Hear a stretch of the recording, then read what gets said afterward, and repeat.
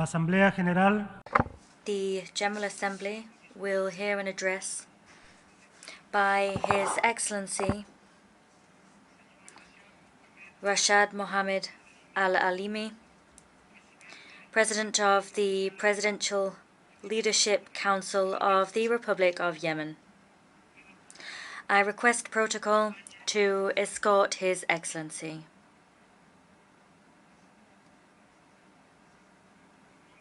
On behalf of the General Assembly, I have the honor to welcome His Excellency Rashad Mohammed Al-Alimi, President of the Presidential Leadership Council of the Republic of Yemen, and to invite him to address the Assembly. Bismillah ar-Rahman ar-Rahim.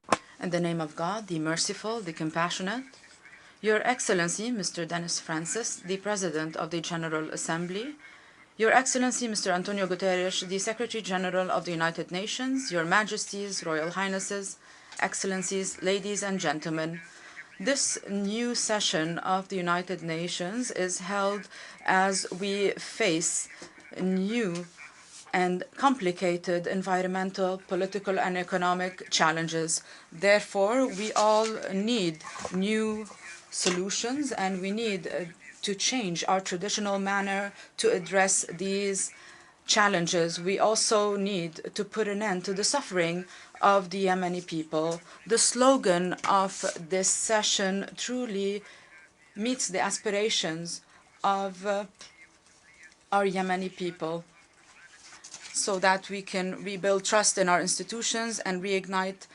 solidarity in order to support sustainable developments towards peace, prosperity, and progress for all. The members of the Presidential Leadership Council would like to commend the unified position of the international community that supports the constitutional legitimacy, the sovereignty, independence, and territorial integrity of Yemen and the non-interference in its international affairs. We also commend this unified political position of the international community towards Yemen. We also thank our brethren in the Kingdom of Saudi Arabia and the United Arab Emirates for their solidarity with our people. Their positions represented a strong fence to prevent the collapse of the institutions of the Yemeni state. They also supported our resistance in the face of Houthi militias supported by the Iranian regime. Mr. President, we had to rebuild our institutions. We had to reestablish a Presidential Leadership Council based on partnership, building peace, and ending the war. However, despite this important transformation and despite the regional and international momentum to achieve peace, however, peace remained elusive despite the compromises from the Yemeni government. We thank our brethren in the Kingdom of Saudi Arabia and the Sultanate of Oman for their efforts, and we thank the envoy for their efforts. We do hope that the militias will recognize the truth that only a state that is based on the rule of law and equal citizenship will help us to make sure that our country is stable and safe. These are the demands of the legitimate government. We know that we need partnership in order to build our country, in order to reach a bright future. Today, I don't believe that we have enough time or we have enough compromises to make in order to convince the Houthi militias to change their positions. We can even predict their intentions for decades to come. If we do that, this approach will lead the Yemeni people back to the ages of ignorance and oppression. Our country can even become a hotspot to export terrorism and to launch a regional and international conflict that cannot be contained through diplomatic means. Therefore, any complacency from the international community or if we deal with the militias as a de facto authority, this means that oppression, the violations of freedoms, this behavior we will not be able to eradicate this behavior easily. We know that the Houthi militias only use peace agreements as a way in order to delay further and acquire further resources. This is why they shirked previous agreements, the latest of which the Stockholm Agreement. Therefore, we reaffirm the need to have the right guarantees for peace. It should be based on the 3 terms of references that were agreed upon at the national, regional, and international levels. We need to respect international legitimacy pursuant to the Saudi initiative. Furthermore, a sustainable peace should be based on justice, fairness, and addressing pending key national issues. Any peace agreement or any measures to build trust, they should be able to achieve tangible results in order to alleviate the suffering of the Yemeni people, so that we can make sure that those who benefit are the victims of the conflict, notably women and children. Sustaining peace and ending the war, this is the only way to guarantee that the Yemeni people will be able to build their state institutions that guarantee and protect their rights and freedoms and equality among citizens.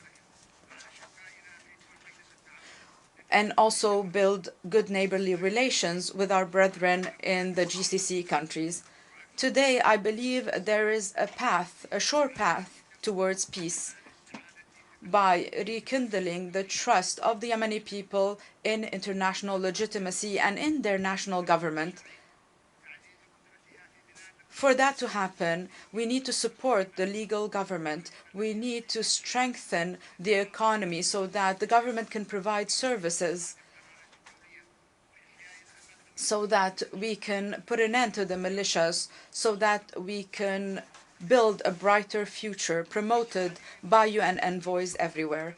I also believe that our international system must protect international peace and stability. It should support the will of the people and their national governments. This could be achieved today easily with the ease of access to information, with determining facts. However, we need to prioritize the will of the people so that we can strengthen their trust in this institution and the international community. We are not trying to shirk our responsibilities or to blame the international community for our failures. No, we need to believe that superpowers should send a strong message to militias, not only in Yemen, but all over the world, that they should not overturn constitutional legitimacies, so that we can end any wishes armed groups could have to establish entities that compete with legitimate governments.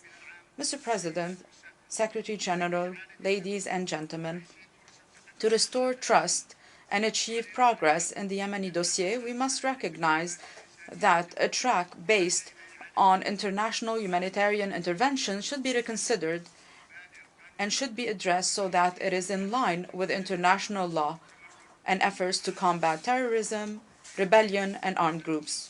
We welcome the efforts of the United Nations to move from relief interventions in my country towards sustainable development. This transformation should also include financial pledges through the Yemeni Central Bank, the recognized Yemeni Central Bank, in order to strengthen our national currency and to make sure that these funds do not fall in the hands of armed militias.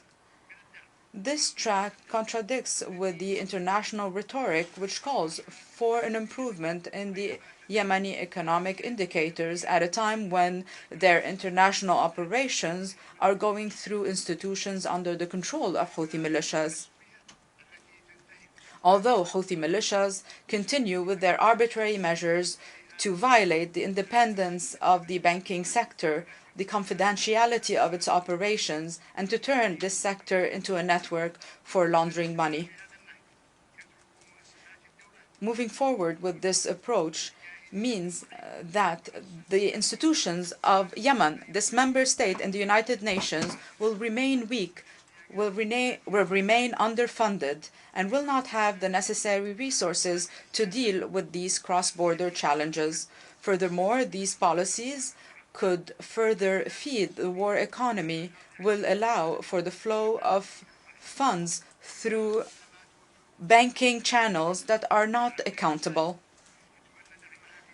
The humanitarian intervention of the Yemeni government proves that this support improves basic services to save the lives of millions of men, women, and children, to strengthen the prospects for peace. We choose to promote development and prosperity and not violence, death, and hatred as Houthi militias do.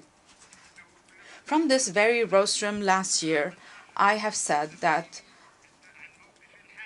every delay from the international community to be more firm when it comes to the Yemeni dossier, the losses will be greater, and Houthi militias will continue with their cross-border threats. They will continue to commit grave violations of human rights, the same human rights that this institution has been promoting for the last 70 years. This year, we have witnessed an increase in the threats of Al-Qaeda and ISIS, supported by Houthi militias and by the Iranian regime with money, weapons, and intelligence support. They also share the same Takfiri ideology. As I have said a year ago from this very rostrum, the public budget of our state showed great indicators since the start of the war. We were able to improve services, create job opportunities. However, this momentum stopped as a result of Houthi terrorist attacks against oil facilities. I take this opportunity to say, were it not for the generous donation from our brethren in the Kingdom of Saudi Arabia, a grant of $1.2 billion to support our public budget, we would have been unable to honor our obligations, including the disbursement of salaries. We also commend in this regard the humanitarian and development pledges from our brethren in the United Arab Emirates, our friends in the United States, the EU, the UK, and other regional and international partners. Despite these humanitarian interventions, allow me to say that Houthi militias escalated recently their threats. They targeted navigation routes in the Red Sea, in the Bab al-Mandab Strait, and the Gulf of Aden. They've used these as military areas. They've tested new weapons. They've targeted commercial ships and tankers. That means that these militias, supported by the Iranian regime, continue to destabilize the region, to undermine efforts in order to renew the truce and resume the political process.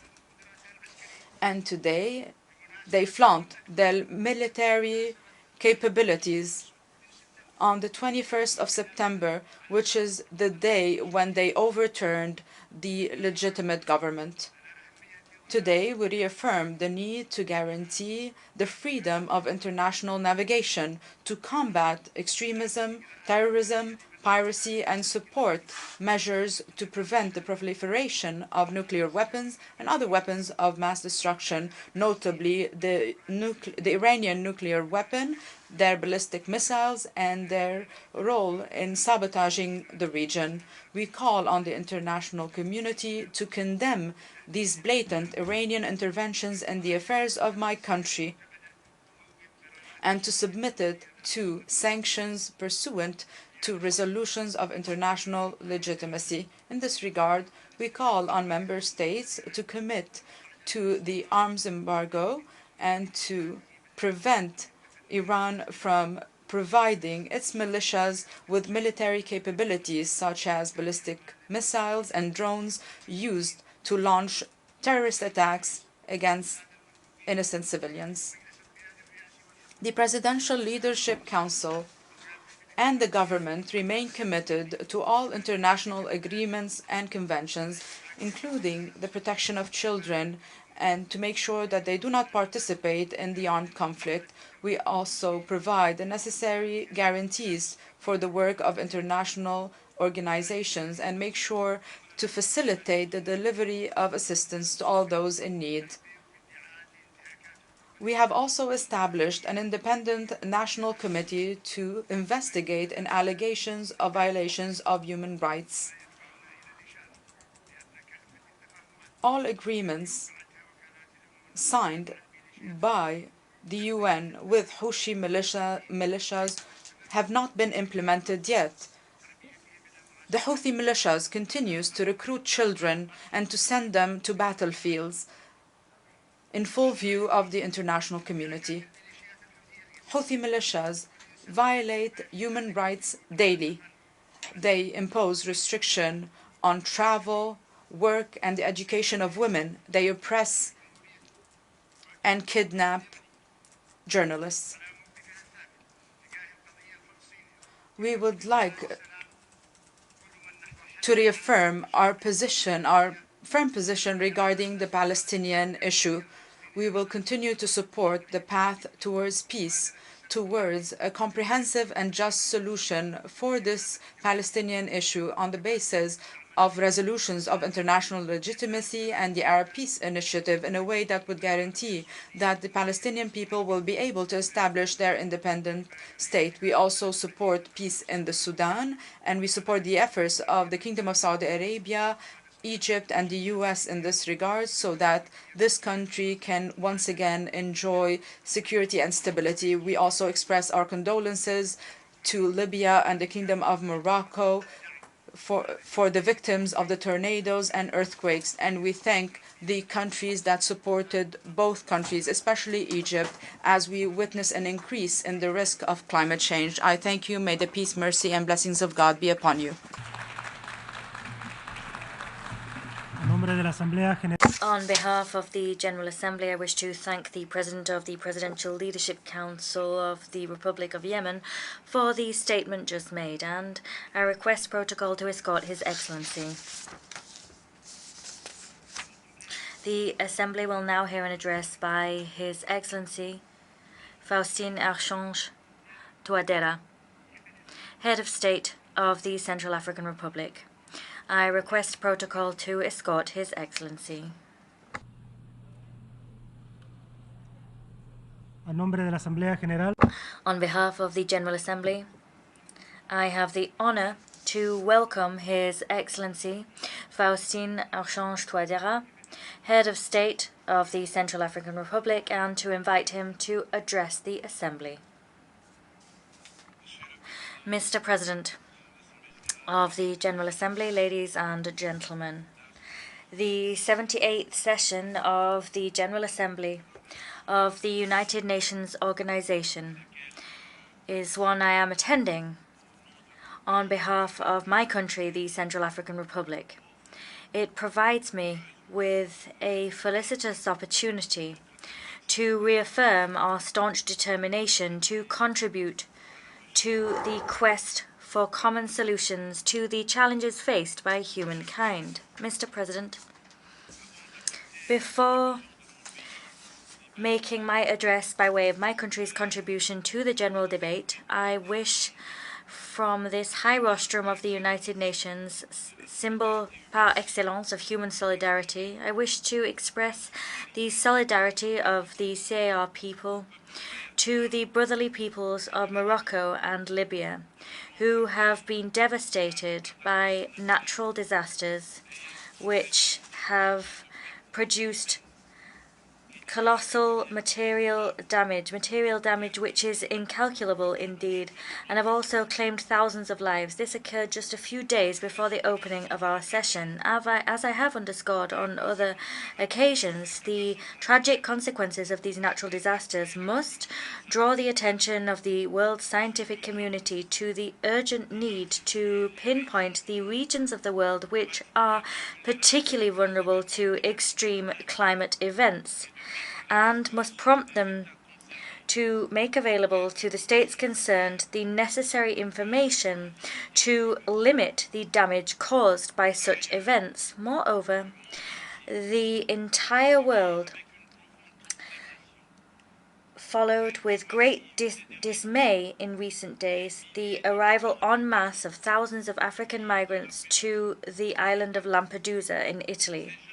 These young people represent the present and the future of our continent of Africa. They are seeking desperately to reach the European continent in search of a promised land. This escalation of the migrant crisis is one of the terrifying consequences of the looting of the natural resources owned by the countries made poor by slavery, colonialism and Western imperialism, as well as terrorism and internal armed conflicts. These are often waged in furtherance of hegemonizing agendas and against a backdrop of geopolitical and geostrategic tensions between major global powers. Here I do mourn the existence and decry the existence of this dehumanizing phenomenon. Nevertheless, I hail solidarity and unprecedented efforts deployed by host countries and the IOM to provide assistance to these young people whose very lives are imperiled by smugglers and lawless dream merchants. However, my country believes that the UN must go beyond our common commitment to revitalize global solidarity. It must get African countries on board in the search for global solutions to migratory crises and to the existential challenges which are facing the young people of the African continent. Mr. President, our countries continue to face climate chaos, to weather geopolitical tensions and face financial challenges, as well as unprecedented energy and food crises. At this same time, new challenges are appearing day after day on the global horizon. Today, in Africa as elsewhere, conflicts, symptoms of geopolitical and geostrategic tensions that divide the major powers are plain to see. In Sudan, an internal armed conflict rare in its cruelty erupted in April 2023, and that was at a time when the country was well on the way to normalization, with a promising process of dialogue underway bringing together the nation's key players. The CAR has already hosted 15,000 Chadian and Sudanese refugees in the Vakaga prefecture, and our people are resilient, but hosting those refugees means we are exposing our people to a worsening of the humanitarian situation, and we risk seeing our security situation worsen further still. I call upon you to take account of the impact of this crisis and the effect it's having on regional geopolitics, and please show international solidarity in favor of our refugees. Against the backdrop of this session, the Russian-Ukrainian conflict continues to play out on the ground. There are no prospects for the peaceful settlement of this consequence, and that is in spite of the fact that the consequences of this conflict for the world are painful and deeply unfortunate. Mr. President, the persistence and increase in the number of hotbeds of tension throughout the world raise questions about the effectiveness of certain mechanisms for the prevention and peaceful settlement of disputes that the UN has at its disposal. The UN's primary mission is to guarantee international peace and security. These question marks are why we forcefully reaffirm the Common African Position regarding Security Council reform. That position seeks to increase the number of permanent and non-permanent members on the Council and to grant a permanent seat to Africa, which is the only right and just thing to do. The CAR believes that there is an urgent need to provide redress for the historical injustices done to Africa in view of important agendas on the table and important summits, such as the Summit of the future in 2024 and the 80th anniversary of the United Nations in 2025. Both of the above could provide opportunities for member states to unite and to take tangible measures to ultimately usher in the aforementioned reform. Mr. President, the CAR is pondering a question, and that is, how can we expedite the fulfillment of Agenda 2030 to bring about peace, prosperity, progress, and sustainability for all, at a time when certain states, wielding all of their political, economic, and military might, continue and consistently avail themselves of coercive diplomacy or instrumentalize IFIs in order to impose economic, financial, and trade blockades against those countries that have been made poor by slavery, colonialism, and imperialism. Indeed, on the 29th of July 2023, the people of the CAR learned to their great distress of the renewal of the arms embargo. That was brought about by trumped-up reports and allegations, with spurious exemptions provided for the national security forces.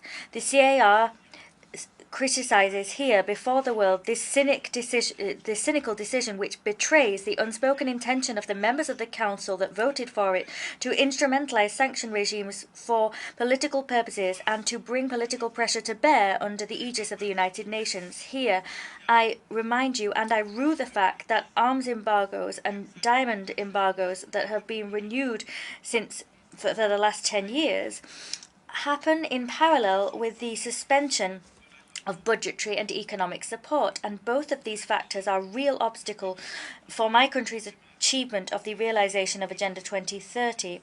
Here we repudiate this denial of our right to self-determination and permanent sovereignty over our wealth and natural resources, rights guaranteed by the relevant legal instruments of the United Nations. Please do away with these trumped-up mechanisms which thinly veil a desire to allow insecurity to reign and to continue a stranglehold over our natural resources for the benefit of foreign powers. These mechanisms ultimately legitimize armed groups and give them the status of being a subject of international law. Mr. President, our planet is burning, our planet is drowning, the world is collapsing, the world is crying. Yes, every day the media announce natural disasters linked to climate change, which look very much like harbingers of the apocalypse.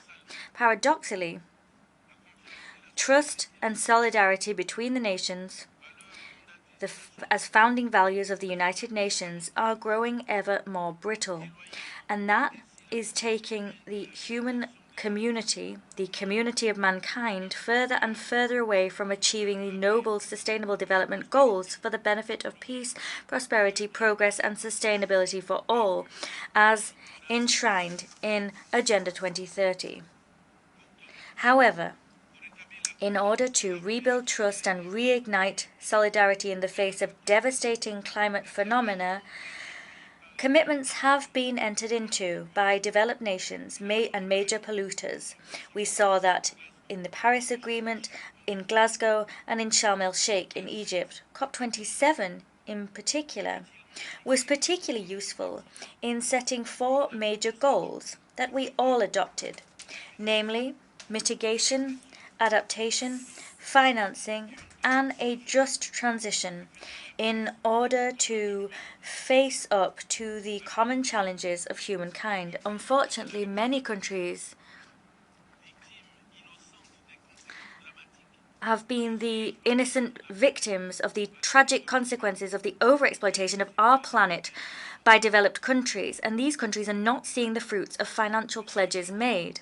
Mr. President, we are rightly aware of the value of the contributions made by bilateral and multilateral partners in their desire to show solidarity towards Africa, our continent, and we thank them for that support. However, we call for a more dynamic, diversified, and agile partnership which respects the sovereignty of states and the cultural and moral values of all. It is only in this way that we will be able to reignite the flame of friendship between peoples, to promote peace and security, and to create conditions propitious to equitable and inclusive development. My country continues to advocate for an inclusive multilateralism, for accelerated, expedited growth for all, for a global balanced order, and we call for global disputes to be solved with particular emphasis placed on international peace and security and the respect of the sovereignty of each and every state. I like to avail myself of this opportunity to decry all the disinformation and smear campaigns waged by certain Western media against the CAR. Here, I reaffirm my country's determination to diversify its international cooperation and extend it to all countries who wish to cooperate with us with the only desire of furthering the vital interests of our people and of avoiding competition between global powers. That's the cooperation I call for. Mr. President, on the 30th of July, we adopted the new constitution of the CAR. That was adopted by an overwhelming majority of 95.3% of the population. There was a turnout of over 57%. And with that vote, the people of the CAR reaffirmed its commitment to the purposes and principles set forth in the United Nations Charter. They reaffirmed their inalienable right to the respect of their sovereignty, to self-determination, to the stability of institutions, to peace, to security, to national unity, and to development. To speed up fulfillment of Agenda 2030 and its sustainable development goals to bring about peace, prosperity, progress and sustainability for all, the government continues to implement the political agreement for peace and reconciliation. And we continue also to implement the Luanda Joint Roadmap. We are striving to strengthen the commitment of all stakeholders to these processes. As part of the implementation of these agreements for peace and international security, 9 armed groups have already been dissolved. In parallel, the Special Criminal Court and other ordinary courts independently continue their fight against impunity. I wish to recall that beyond the Constitution, our national policy of decentralization is the expression of a deeply harbored will of the CAR. It is also an essential component of the peace agreement and of the Luanda Joint Roadmap. I wish to here point to all of the efforts already undertaken by the National Electoral Authority. With the support of international technical assistance, these efforts have allowed us to reassess the timeline for elections. Now, local elections are scheduled to take place in October 2024. For us, this is a fundamental step in our journey towards ensuring local ownership of democracy, the promotion of participatory governance, and local development. It is in furtherance of these goals that we wish to have local elections which are inclusive, transparent, peaceful, and credible. I urge all of our partners to support the government to ensure the electoral process that has got off to such a good start successfully concludes. I wish us every success in our work, and I thank you for your kind attention.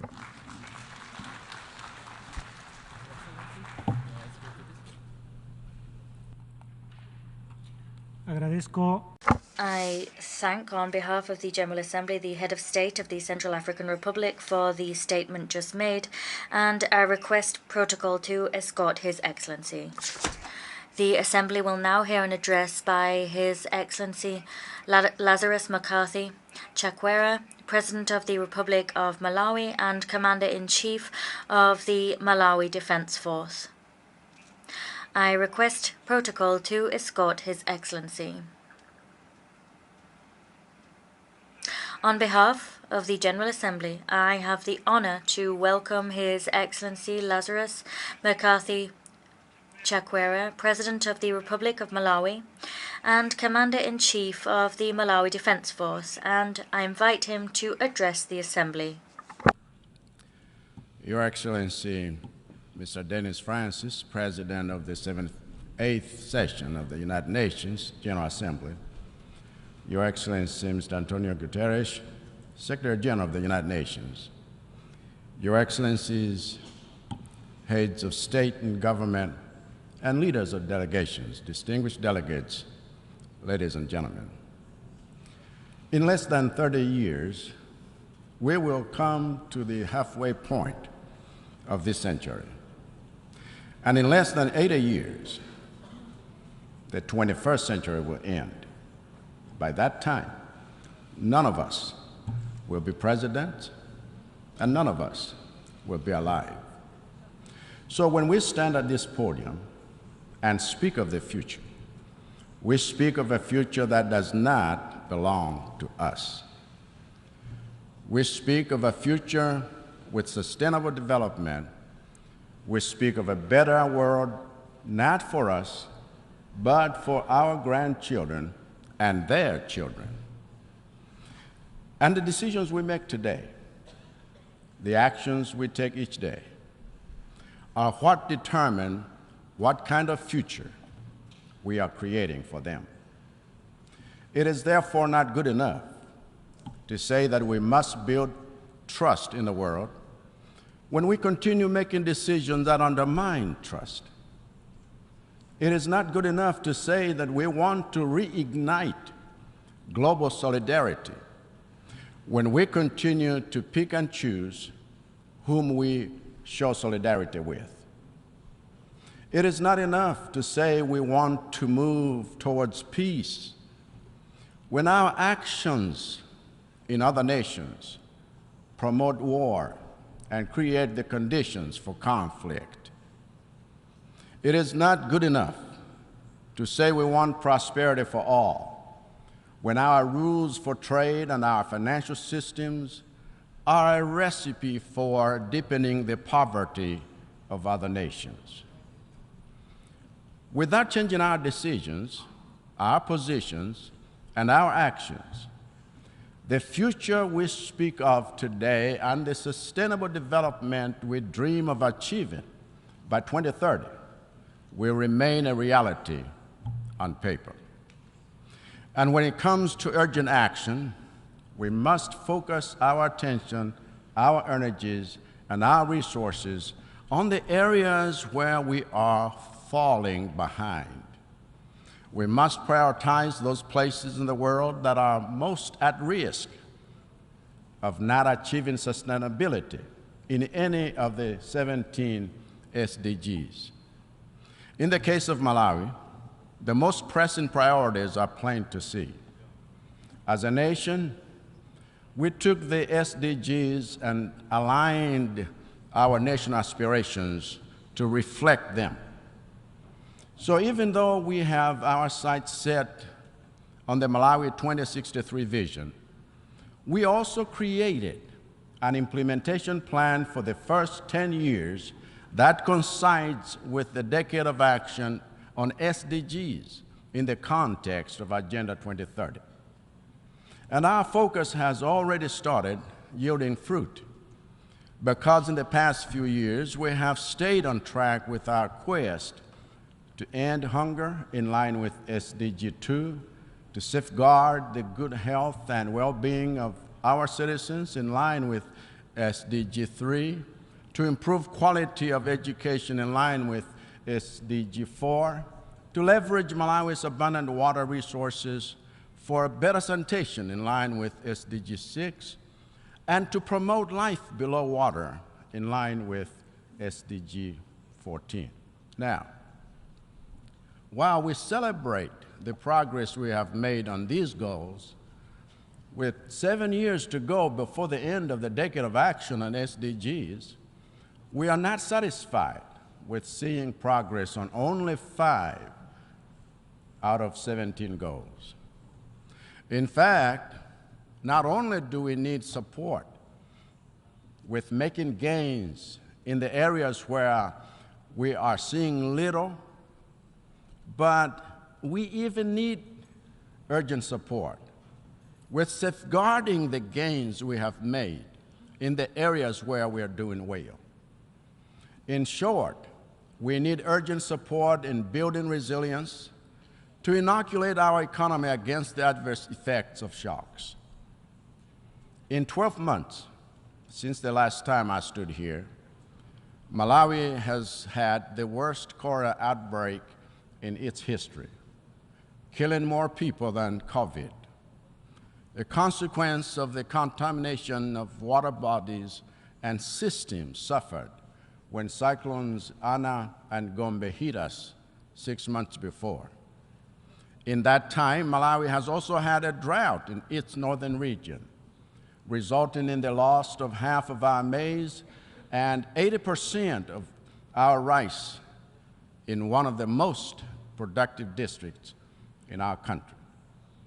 In that time, Malawi has also come under assault by the worst cyclone on record, as Freddie made landfall twice and left a trail of death and destruction like you can't believe, killing over 1,000, displacing over 500,000, and washing away homes, roads, and bridges, businesses, and fields of crops that are a source of livelihood for over 2 million people. So when I say that our SDGs are under threat, the threat is real, and it is already here. What Malawi needs, therefore, is decision and action. We need decision and action on the climate financing that has thus far been nothing more than a promissory note from the developed countries responsible for sourcing or resourcing our efforts for mitigation, adaptation, and most urgently, loss and damage. We need decision and action on debt. For like most least developed countries, Malawi is in distress because its debt is unsustainable. And so our call to action on behalf of all LDCs on this matter remains the same. Cancel the dates. Cancel the dates. Cancel the dates. As a family of nations, we have already lost 2 years of progress during the decade of action due to economic shutdowns effected to contain COVID-19. And if you want the global economy to regain that lost ground, you must cancel the debts. We have lost another 2 years of progress during this decade of action due to economic disruptions caused by the war in Eastern Europe. And if you want to see LDCs catch up on SDGs, you must cancel the debts. That's a decision you can make today, an action you can take that would breathe oxygen into the suffocating economies of the global South. That's a decision you can make today so that the money being drained by servicing debts can go towards rebuilding roads, schools, hospitals, businesses, and livelihoods. For Malawi's part, we are committed to continue implementing reforms and policies aimed at building economic resilience against shocks. We are committed to continue engaging the United Nations and our development partners, both multilaterally as well as bilaterally, in mobilizing international support that goes beyond disaster management and seeks to build sustainability. We are committed to continue banging on the doors of financial institutions that remain too slow and too unresponsive and too rigid to address the existing financing gaps in the programs we have for achieving SDGs. We are committed to the principle of the UN Charter and to a rules-based international system, so long as we have the power to change the rules that have worked against us and held us back in terms of our development for decades. This is why Malawi strongly advocates for radical reform in the United Nations Security Council itself, whose very structure undermines the values of democracy, inclusivity, accountability, and trust. It is no accident that at this 78th session of the United Nations General Assembly focused on rebuilding trust and solidarity. Only one head of state from the permanent members of the UN Security Council showed up. That is not how you build trust. That is not how you show solidarity. That is not accountability. That is not leadership. As such, I believe President Biden said it so well here. And Malawi joins the United States in insisting that Africa must have a permanent seats on the UN Security Council with veto power, because without that level of inclusivity, rebuilding trust and reigniting global solidarity will be a challenge. One of the reasons we need a reformed United Nations is because we need a new development paradigm going beyond 2030. We need a development paradigm that takes on board the interests of the developing world in the spirit of true partnership. We need a development paradigm that places partnership at the heart of our quest for SDG achievement. We need a development paradigm that promotes competition in matters of human ingenuity, science, technology, and innovation, and not in matters of militarization and economic exploitation, which are just new forms of colonization. We need a new paradigm that celebrates and rewards the developed nations that fulfill their commitment to finance resilience projects in developing countries. We need a new paradigm that establishes effective carbon markets to empower developing nations like Malawi with resources necessary for achieving sustainability and implementing their national adaptation plans. We need a new paradigm that builds each continent's capacity to tackle future pandemics, including vaccine manufacturing capabilities and proactive pandemic preparedness. And most importantly, we need a new paradigm that unleashes the full potential of our youth and puts them in the driving seat of the vehicles we are using to reach our SDG targets. For the future we are chasing after is theirs and not ours. I thank you.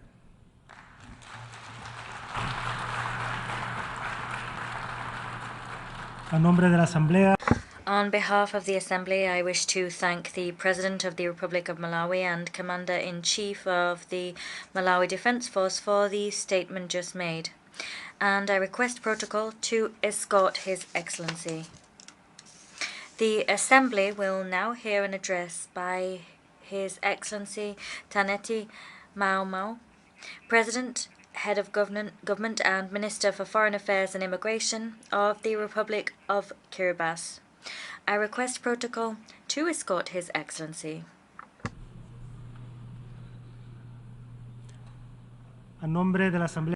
On behalf of the General Assembly, I have the honor to welcome His Excellency Taneti Mau, President, Head of Government and Minister for Foreign Affairs and Immigration of the Republic of Kiribati, and to invite him to address the Assembly.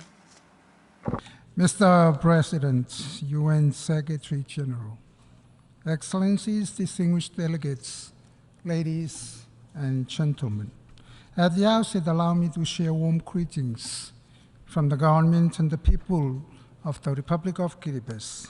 In the name of the Almighty God, whom we place our trust in, and is our anchor of solidarity. Mr. President, I join previous speakers in congratulating you on your election, and I wish you every success as you guide these important deliberations. The theme, rebuilding trust and reigniting global solidarity for accelerating action on the 2030 Agenda and its Sustainable Development Goals toward peace, prosperity, progress, and sustainability for all resonates deeply with the aspirations of our people. In our fast-changing world, predicated by multiple challenges, part of the theme to rebuilding trust and reigniting global solidarity is very timely and crucial. As we all know, trust is the cornerstone of any relationship, that when strained, it creates uncertainties, mistrust, and instability. Geopolitical tensions, economic disparities, and the unforeseen challenges brought about by events like pandemics, climate change crisis, and disasters have tested the resolve of national governments, their peoples, and their partners. The call to rebuild trust, therefore, highlights the need for countries to establish faith in multilateral cooperation and diplomacy. It highlights the importance of transparent communication, mutual understanding, and engaging with each other to afford strategic partnerships for our common goal and development. Our renewed commitments to accountability, good governance, and responsive policies can contribute to a more engaged and empowered global community. At the same time, the call to reignite global solidarity reflects our recognition that our global challenges and opportunities are intertwined. It encourages countries not only to recognize, but also deliver actions to resolve issues such as poverty, inequality, climate change, and healthcare.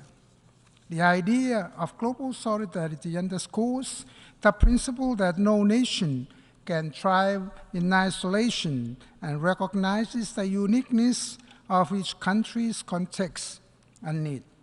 The experience from COVID-19 pandemic is an exemplary of the world coming together as one family. When we recognize the essence of science, while we recognize the essence of science to address pandemics, it is important for member states to work together to gain a better understanding of the variants and vaccines before they are rolled out. Mr. President, since the launching of the SDGs in 2015, my government launched Kiriba's first ever long development plan, identifying our priorities for development. The Kiriba's vision for 20 years is rooted firmly on the needs of all Kiribati and commits my government to transform Kiribati into a wealthier, healthier, and peaceful nation. It recognizes the need to align our national priorities with the SDGs and complements our national efforts with those outlined by our UN family. In 2018, my government became one of the few member states that delivered a voluntary national report, VNR, outlining our policy actions to achieve our SDGs. The VNR enabled us to take stock of our development and assess our future. To ensure sustainability and ownership of our desired developmental goals, we are engaged in extensive consultations at all levels. As the year 2030 is imminent, time is of the essence. It is imperative for our UN family to stay on track in our efforts to to achieve our goals set forth in the SDGs. This entails setting ambitious targets and mobilizing resources, technology, innovation, and policy changes to ensure the goals are achieved on time. However, there is no guarantee that SDG goals will be achieved. Therefore, Kiriba's graduation from a least developed country would not be sustainable. Mr. President, since our independence in 1979, our nation has enjoyed 44 years of stable and peaceful governance. We continue to recognize the independence of the three arms of government, trusting that each arm discharges its duties with the highest level of integrity in a transparent, respectful, and honest manner. We are committed and determined to ensure that Kiribati remains peaceful as we chart our future. But peace can be precarious, as determining factors are often beyond our control. We have the human resources, yet lack the capacity or necessary skills to develop our country. Equally important is the commitment to maximize benefit to our people, uplift our communities, and maintain our cultural values for peace. During this year's National Day celebrations, after so many years, Kiribati, for the first time in history, successfully united all faith-based organizations to gather again as one family under one roof to worship God. All Christian denominations, including the Baha'i faith and Islam followers in Kiribati, rejoiced in songs of praise and in richness of prayers. During this worship, it was heartening to be in the atmosphere where one can truly feel the grace, peace, and love of God.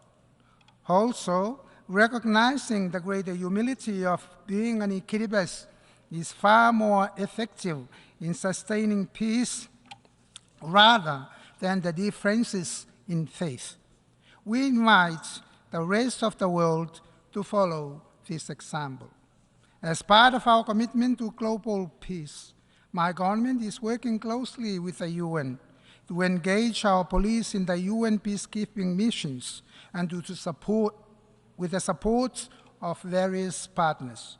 We will commit to support gender balance in recognition of Kiribati's ongoing commitment to equal representation and opportunities. In addition, Kiribati has strengthened its policies and laws to support and empower women and girls, people with disabilities, elders, the unemployed, youth, and children.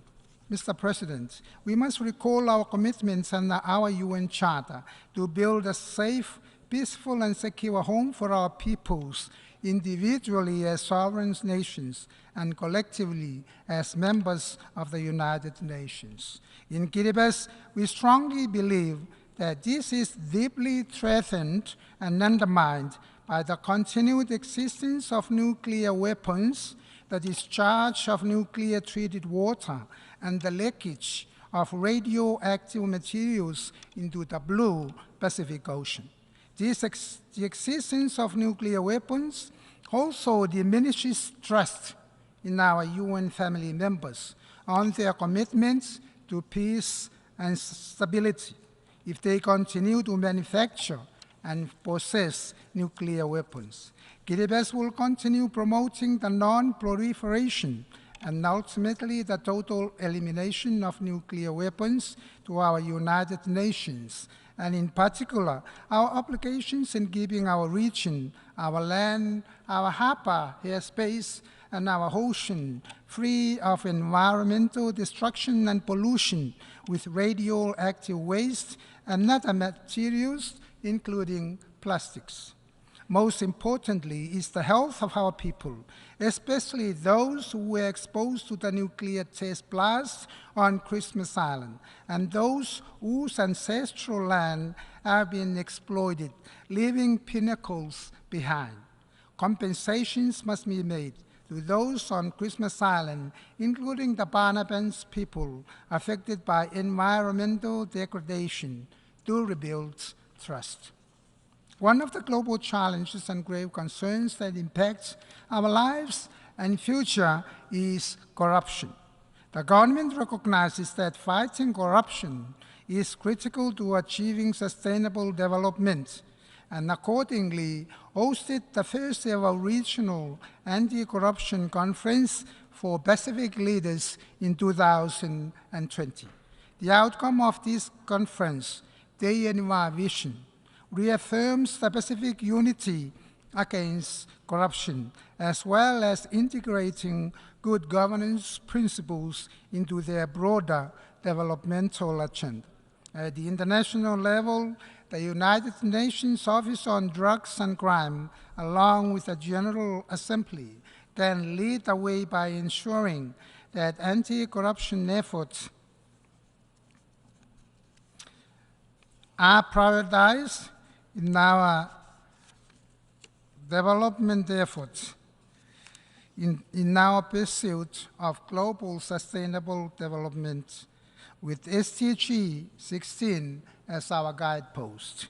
Mr. President, enhancing prosperity is essential for sustaining peace, and so the government is dedicated to people-centric principles, placing these citizens at the center of our decisions and services, and promoting transparent governance.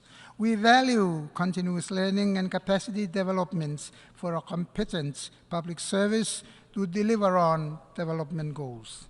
Building capacity and transfer of knowledge to enhance the capacity of our people is sustainable. This allows our people to take ownership of our own national processes and procedures, thus guiding our development. We acknowledge the support of our development partners, which needs to be well coordinated and harmonized to ensure fair and equal distribution and allocation of limited resources amongst competing needs. We are committed to expanding access to overseas labor market, providing decent working conditions and adhering to international labor standards. In education, we invest in our young generation and educators, support accessible, well-resourced schools for quality learning environments, and ensure equal access to high-quality education at all levels to nurture our people and advance our nation forward. Mr. President, in the pursuit of SDG acceleration, Kiribati is faced with significant challenges due to its geographical isolation, scatteredness of its islands within its 3.5 million square kilometers economic exclusive zone, and vulnerability to climate change, to name a few. Encountered with these significant challenges, delivery of essential services such as education, health, security, including the implementation of activities related to achieving SDGs in Kiribati, is very costly. We should be given increased access to financial resources to obtain equipment, infrastructure, and others to achieve SDGs and at the same time develop our country. This includes an urgent call to scale up global financial resources and simplifying guidelines to allow easy access.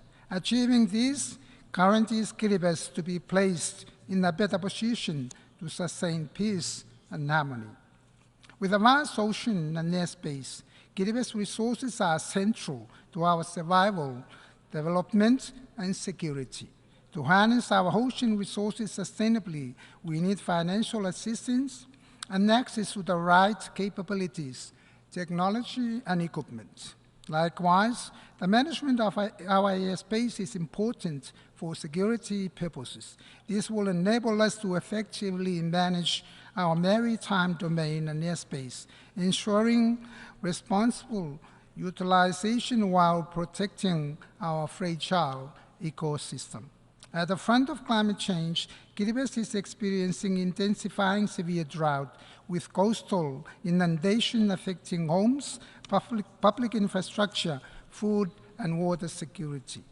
The projected cost for adaptation has significantly increased. Therefore, developed countries are urged to put more funds beyond the global pledge agreed to in Paris. This would also finance the loss and damage and facilitate investment in early warning systems and forecast.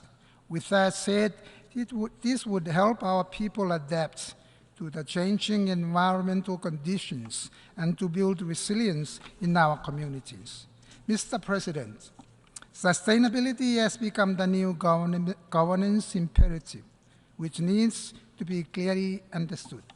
As leaders of today, it is vital to know exactly what we want to sustain, at what scale, and be wary of its implications. This will require us to be more diligent, patient, and not working with sheer determination, so sustainability of resources, efforts, and time is optimally maximized for the betterment of all. Before I conclude, Mr. President, I would like, on behalf of my countrymen and the people of Kiribati, join previous speakers and excellencies in offering our condolences to the government and the people of Morocco and Libya for such a tragedy that they have faced. May God bless them.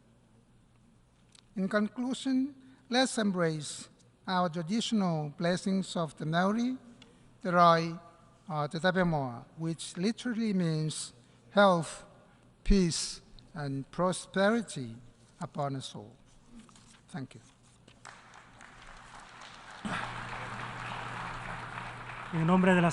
On behalf of the Assembly, I wish to thank the President, Head of Government and Minister for Foreign Affairs and Immigration of the Republic of Kiribati for the statement just made. I request protocol to escort His Excellency. The Assembly, the General Assembly, will now hear an address by His Excellency Emmerson Dambudzo Mnangagwa, President of the Republic of Zimbabwe. I request protocol to escort His Excellency.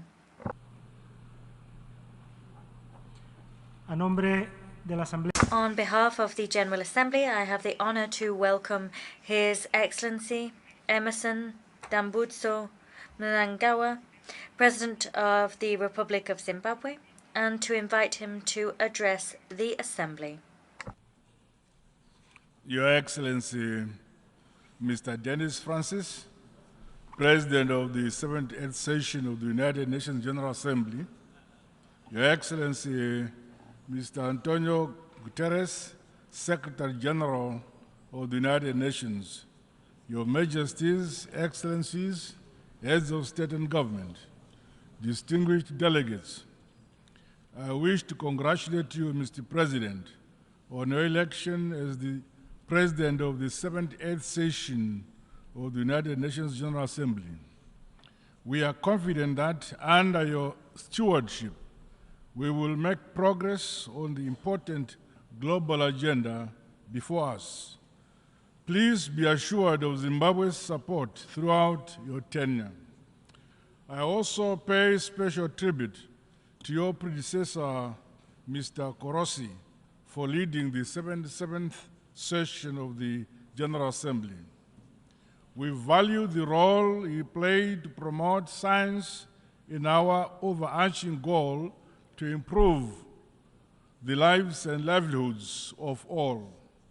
Mr. President, it is imperative that we recommit to the Charter of the United Nations, multilateralism, solidarity, justice, and the peaceful settlement of disputes for sustainable development and a shared future.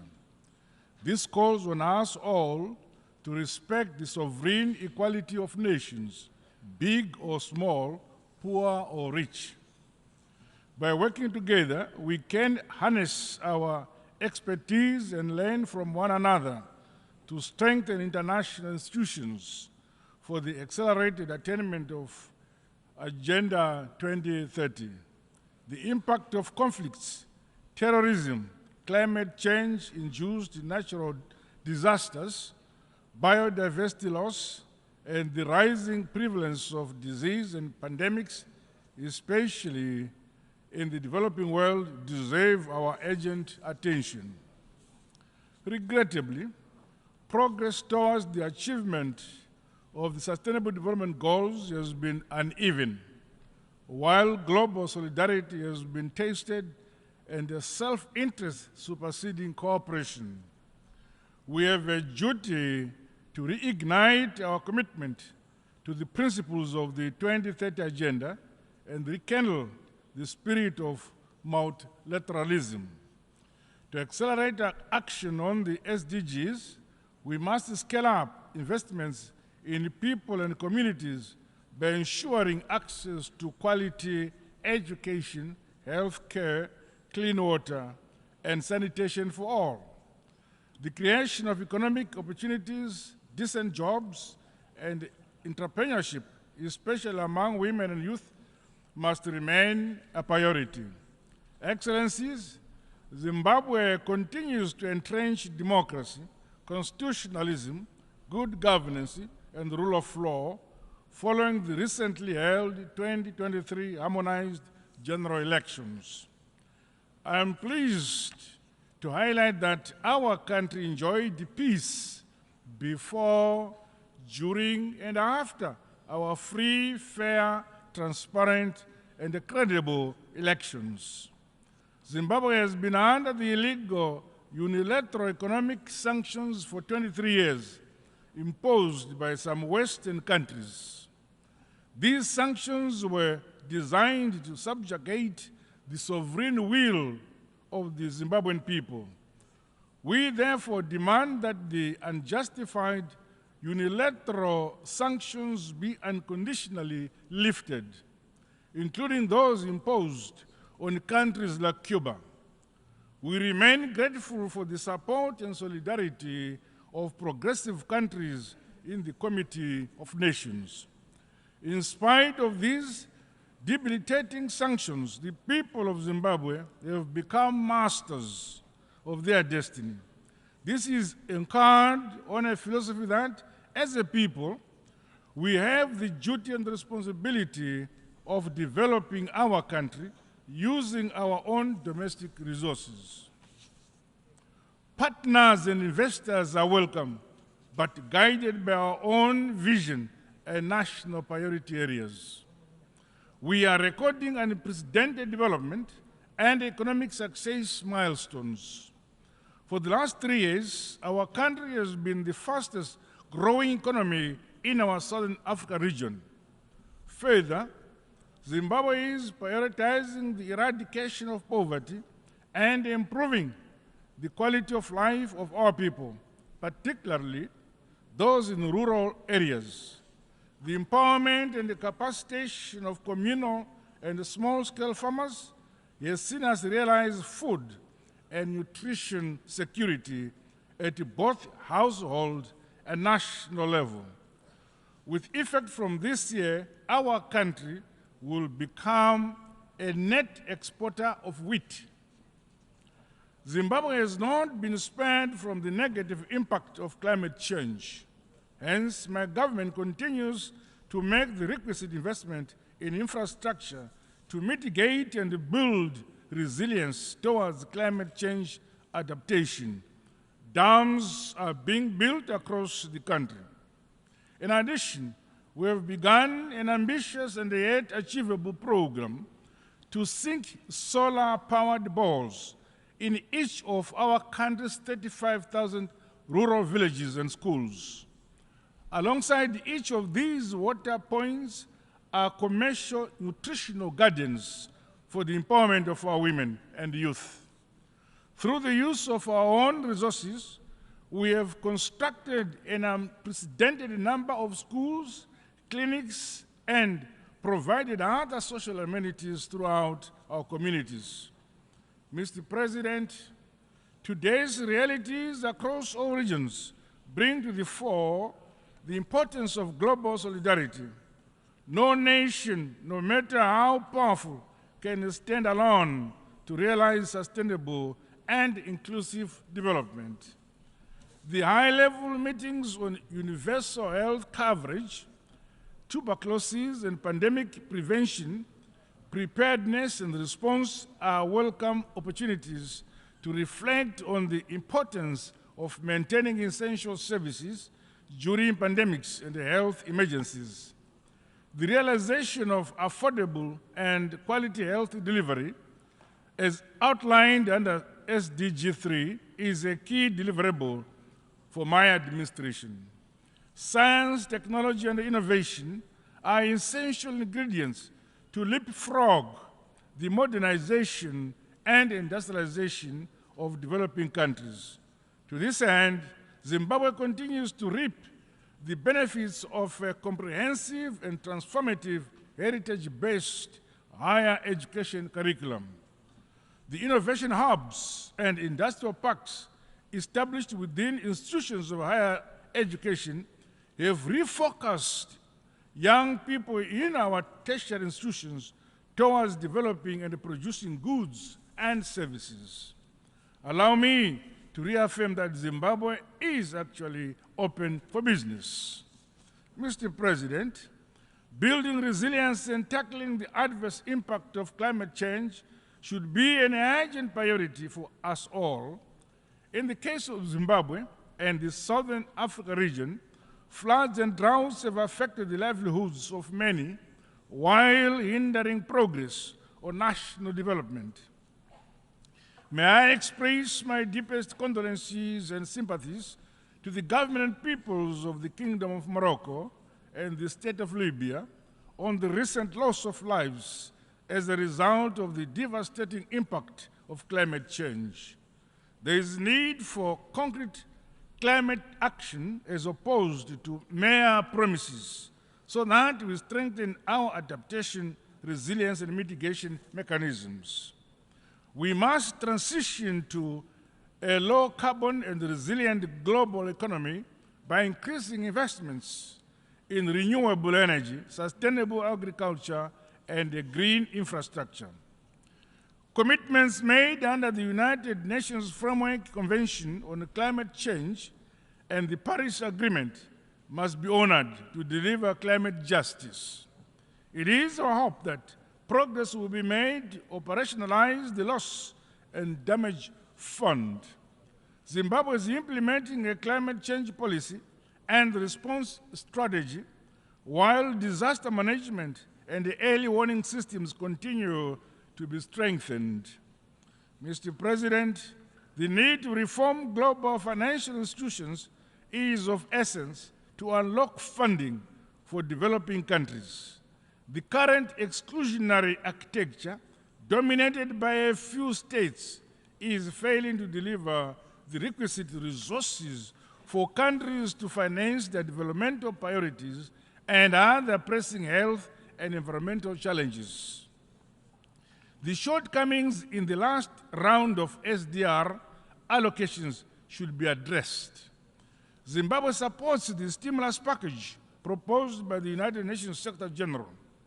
We further call for the long-term concessional loans, increased access to unused special drawing rights, as well as the use of modalities such as debt cancellation and restructuring as a stimulus for developing countries to grow their economies and build greater resilience.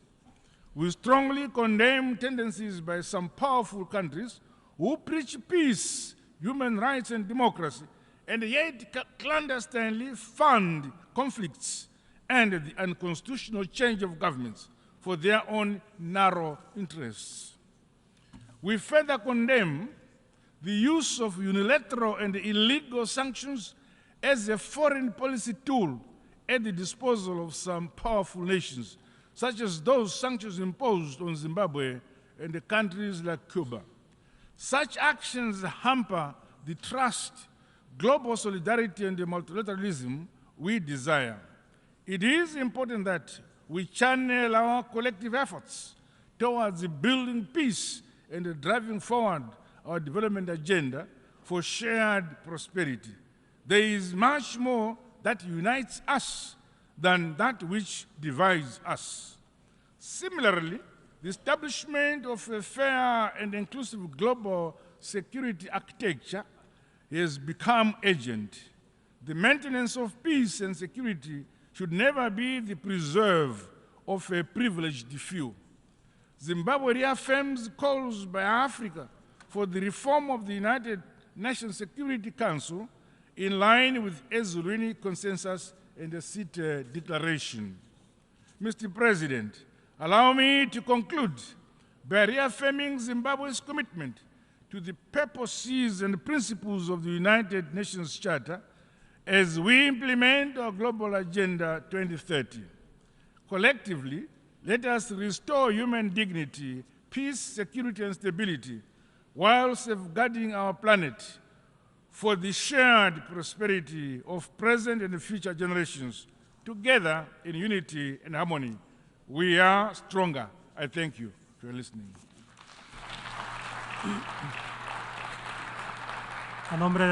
On behalf of the Assembly, I wish to thank the President of the Republic of Zimbabwe for the statement just made, and I request protocol to escort His Excellency. The Assembly will now hear an address by His Excellency José Ramos Horta, President of the Democratic Republic of Timor-Leste. I request protocol to escort His Excellency. On behalf of the General Assembly, I have the honor to welcome His Excellency José Ramos Horta, President of the Democratic Republic of Timor-Leste, and to invite him to address the Assembly.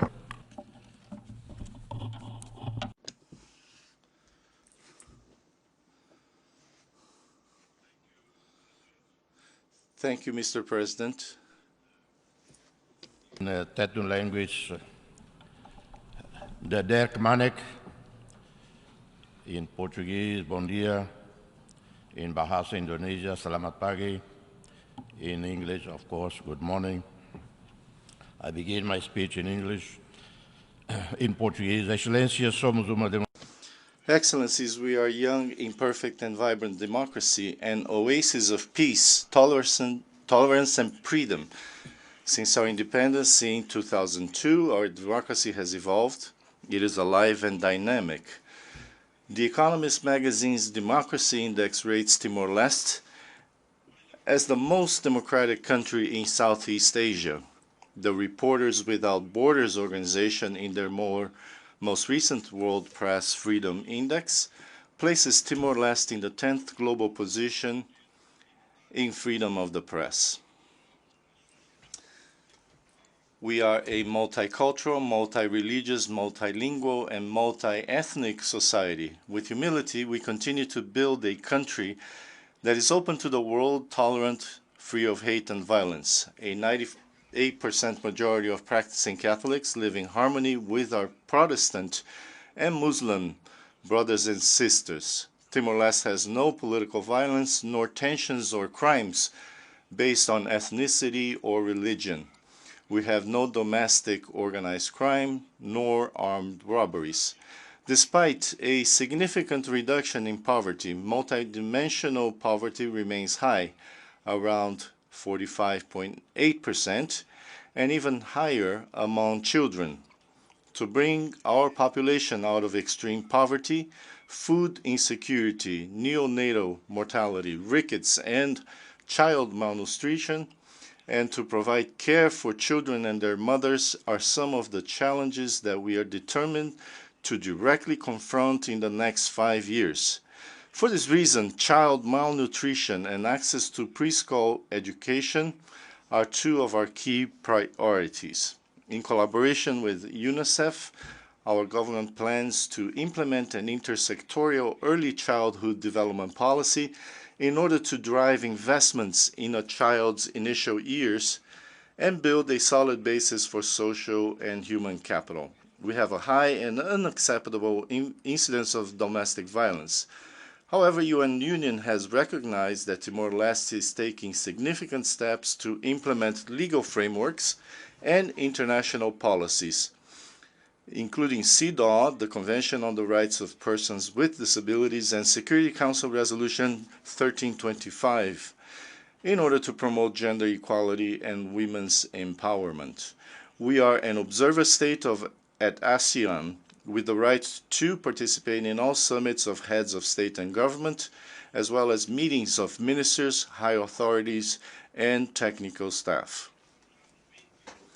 During the last 20 years since our independence, and in the 10 years since we formally applied for ASEAN membership, most economic and social indicators show significant progress, including in life expectancy, which was below 60 years in 2002 and is now risen to 70 years, reduced poverty and child mortality, 21 doctors in 2002, and now more than 1,200. In 2002, the capital had partial power coverage, while the rest of the country did not have such privilege. Currently, power is available in 96.1% of our territory. We are very grateful for the Asian leaders' unanimous decision to grant observer status to Timor-Leste, a pathway to membership, and a broad support package to continue to build our staff and diplomats' skills. We do not depend on foreign aid, and we are eternally grateful to those who helped us when our needs were greatest. We financed our own national budget with the returns from a sovereign fund invested in U.S. Treasury bonds and in global financial markets, with an annual return in excess of 9%. Timor-Leste is an active member of the community of Portuguese-speaking countries and a co-founder of the international G7 Plus group, which was established in 2010 in Dili and is formed by 20 countries affected by conflicts. Ukraine and the resulting geopolitical fragmentation have disproportionately impacted the already fragile and conflict-affected countries. They have always felt the brunt of every global crisis. On the other hand, these countries are the least responsible for those crises. The incidents of extreme hunger, poverty, and the humanitarian crisis caused by wars, climate change, and geoeconomic fragmentation are increasingly concentrated in fragile and the conflict-affected countries. Conflicts proliferate and economic and social conditions are worsening in countries around the world. But we seem to have forgotten the children of the tragedies of Myanmar, Afghanistan, Yemen, Syria, Palestine, the Democratic Republic of the Congo. The growing tensions among regional and global powers are eroding the potential of our collective security institutions at a time when we face existential challenges. We cannot accept the incomprehensible anachronisms such as the embargo imposed on the Cuban people, or the continuing impasse of the Western Sahara conflict, or the blatant disregard of UN resolutions on the two-state solution for Israel and Palestine. On and off, we hear about the need to reform the UN Security Council. Academics concoct an expanded Security Council, regurgitate ideas for a more representative body reflecting today's demographics, which is in itself an almost surreal task, bearing in mind that leaders up to the present have not ended nuclear arms race, remain the biggest arms merchants of death, led in the desecration of Mother Nature, failed to help the poorest out of poverty, have not shown wisdom in writing off the debt incurred by countries of the poorer South, burdens caused by loan sharks from Western commercial banks. Children living in conflict zones continue to come under attack on an alarming scale. Recent years have seen an exacerbation of children's vulnerability to grave violation. In Myanmar, unable to control the ground, the military pursue a scorched Earth strategy with widespread use of aircraft, helicopter targeting civilians across the country. At least 3,000 civilians have been killed and 70,000 people arbitrarily imprisoned, including the legitimately elected leaders such as Nobel laureate Aung San Suu Kyi. Timor-Leste condemned the invasion, violation of sovereignty, territorial integrity of Ukraine, and the ongoing war with its catastrophic consequences for the Ukrainian people, but also for the Russians and for the rest of the world, with the disruption of global trade in grain and energy. We know from experience and history that very seldom wars are won on the battlefield. Miscalculation, false pride prevail, and the war goes on for years. Killings and utter destruction continue until exhaustion. Only then the sides involved decide to begin negotiations on a peace settlement. Why not talk now? Excellencies, people living in fragile circumstances already feel the effects of climate change most severely. We need a new outlook on the climate and security nexus, which will address the impact of climate change and environmental degradation on peace, security, and ensure that the quest for energy transition does not worsen the security situation in vulnerable and fragile countries. Therefore, we would propose a bold initiative. The initiative seeks to accelerate the just energy transition in fragile developing states that heavily rely on oil and gas production to prevent turmoil and unrest. The combined efforts of unlocking finance through debt alleviation, streamlining international finance at lowest interest rates, and significantly increase official development assistance will empower these nations to embark on projects that foster development of clean industries, address the ongoing loss and damage related to climate change, facilitate their efforts in greenhouse mitigation and adaptation to climate change. While initiatives to further the just transition exist, they do not pay enough attention to either fragile or vulnerable states nor to LDCs and SIDS. As a second priority, this initiative will pay urgent attention to particular challenges faced by fragile states that are not only susceptible to fragility and vulnerability on their own, but where there is heightened risk when faced with any massive economic turmoil, which the green transition, if not handled carefully, would increase. Thirdly, as the urgency to transition to low-carbon economy and clean energy accelerate, this initiative will seek to ensure that the quest for rare earth elements and critical minerals does not lead to further instability, nor promote weak governance or exacerbate local tensions, nor grievances in the countries where strategic reserves of such elements and minerals are found. This initiative seeks to create a brighter and more sustainable future for our planet and all inhabitants by facilitating the energy transition in small island states, LDCs, and climate-vulnerable nations. We aim to mitigate climate change impacts and preserve our shared global environment for generations to come. The super-rich CEO of banks and credit countries, in the face of agony of poverty, rising costs in the most impoverished countries, remain indifferent to the calls for debt cancellation. I'm stating here to banks and other credit institutions, cancel off this damn debt. It would be a leap forward in international solidarity if all OECD countries were to allocate 1% of their national GDP to ODA. We would see positive effects on poverty rates, food security, access to basic health services, education, electricity, drinking water, sanitation, housing, or social security, with multiplier effects on the diversification of economies, especially in agriculture. We live in a world full of dualities, an increasing prosperous world whose wealth has increased by 30 trillion a year, according to Nobel Prize winner Kailash Satyarthi, but the leaderships of the G7 or G20 fail to reflect this in the fight against hunger, stunting, and other forms of multidimensional poverty.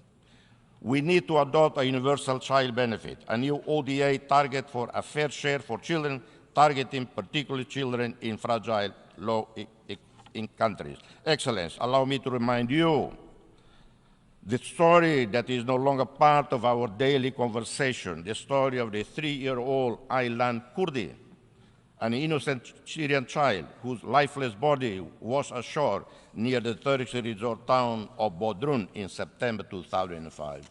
And how many of us pain at the sight of children dying every day of hunger and in the other ongoing wars.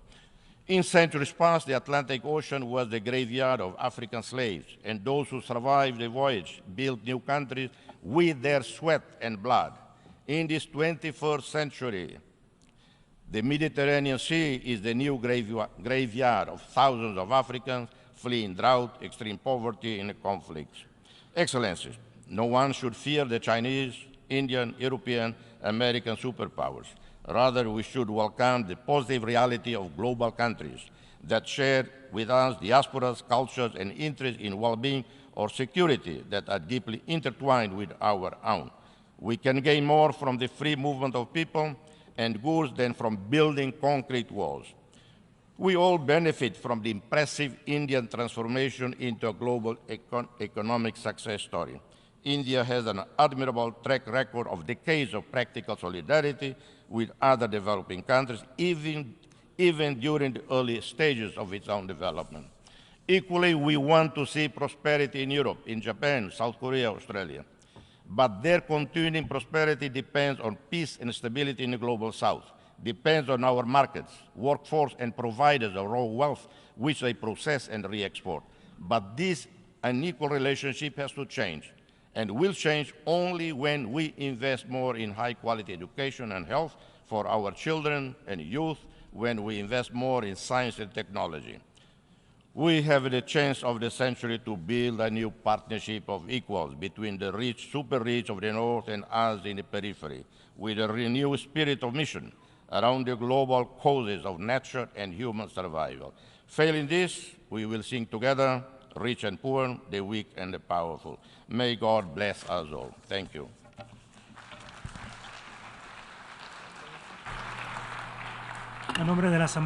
On behalf of the Assembly, I wish to thank the President of the Democratic Republic of Timor-Leste for the statement just made, and I request protocol to escort His Excellency.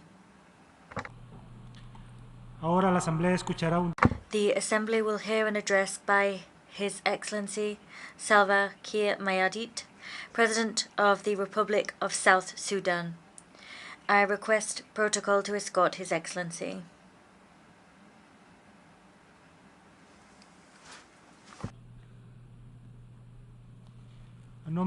On behalf of the General Assembly, I have the honor to welcome His Excellency Salva Kiir Mayardit, President of the Republic of South Sudan, and to invite him to address the Assembly.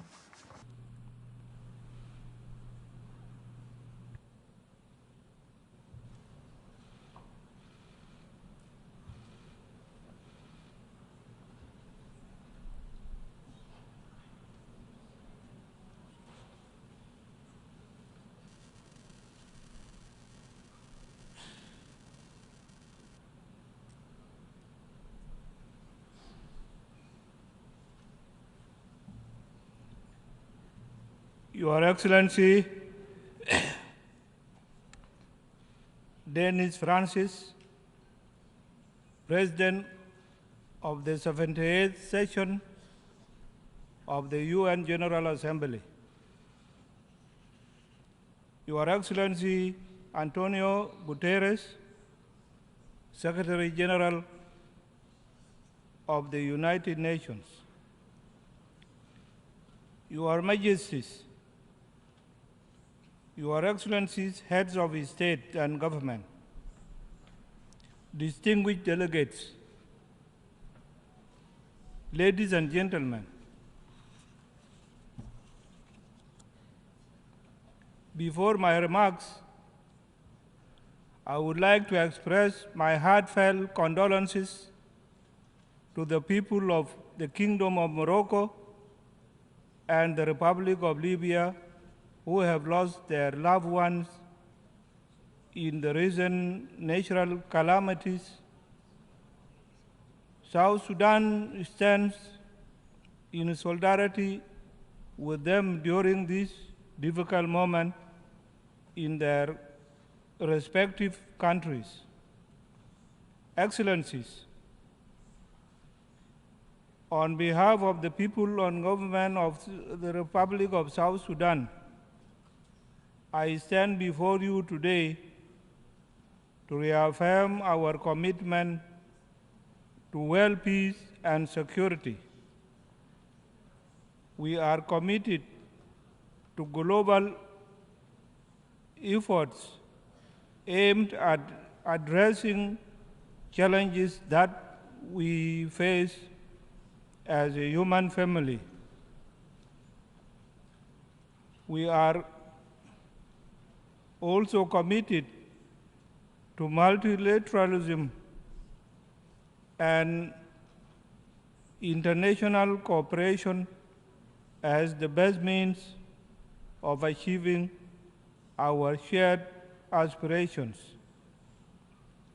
Within this context,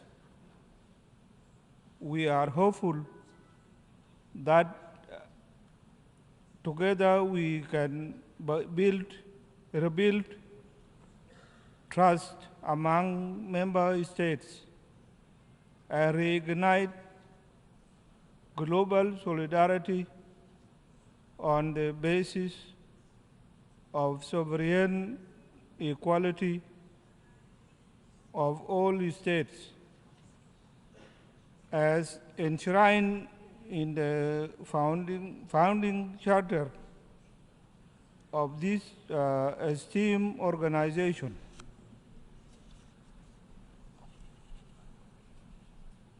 Excellencies, we recognize the urgency of challenges before us. We are also aware of concerted action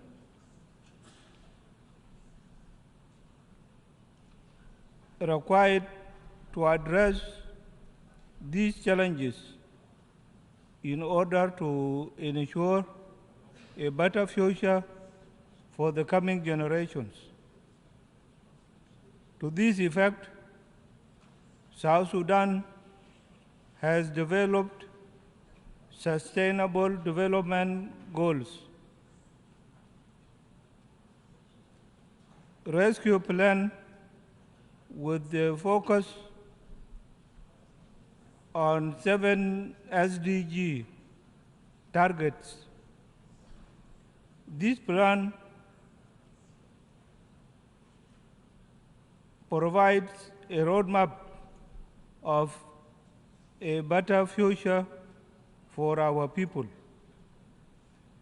And given that education is the key that will allow us to achieve our SDGs rapidly, I am pleased to report that South Sudan has made some progress in its education sector.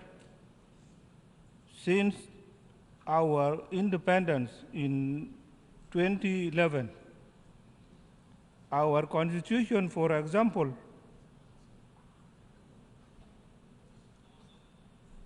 guarantees all children free access to education.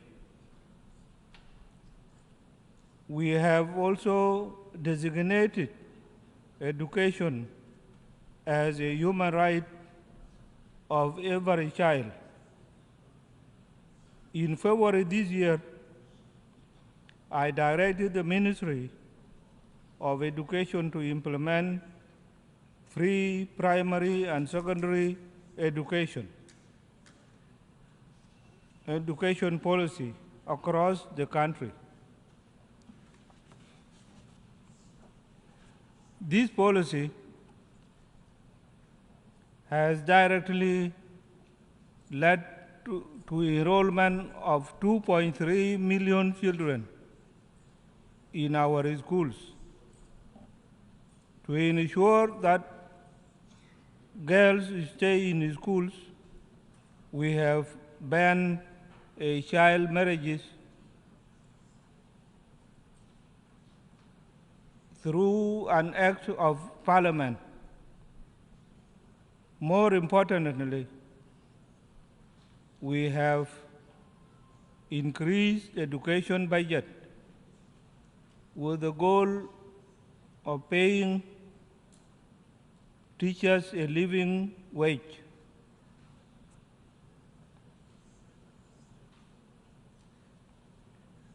In the health sector,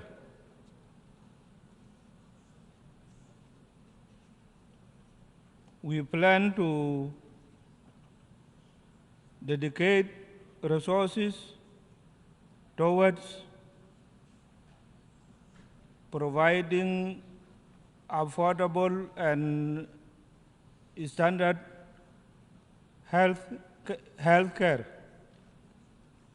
And this will be done through primary health care approach that is inclusive and cost-effective. Excellencies, on climate change, South Sudan is dedicated to addressing its adverse impact.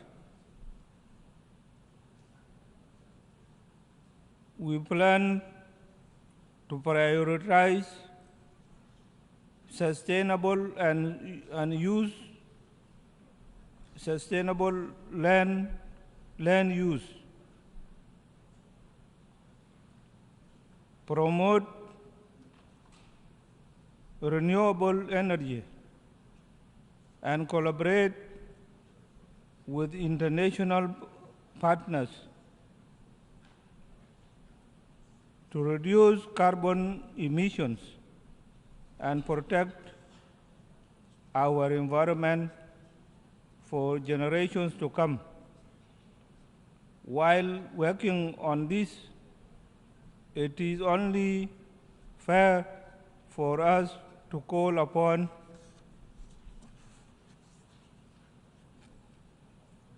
developed countries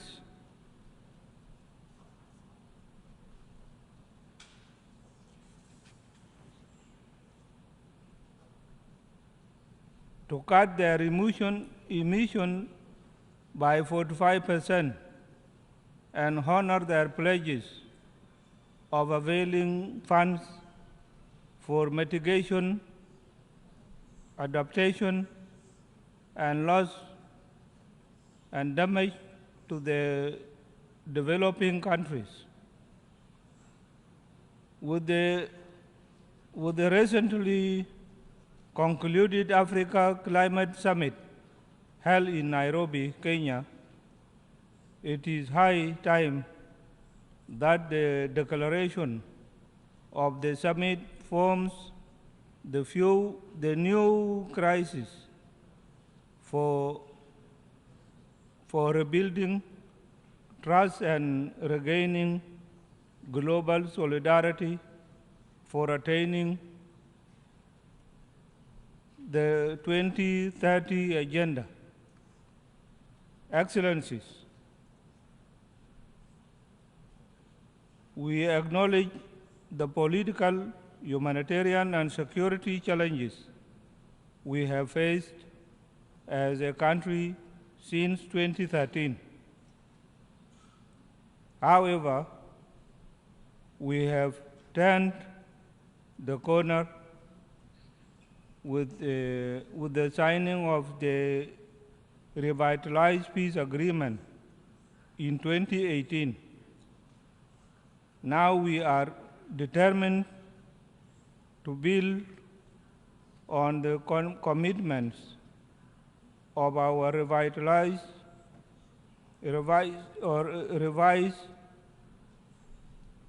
national development strategy 2021 to 2024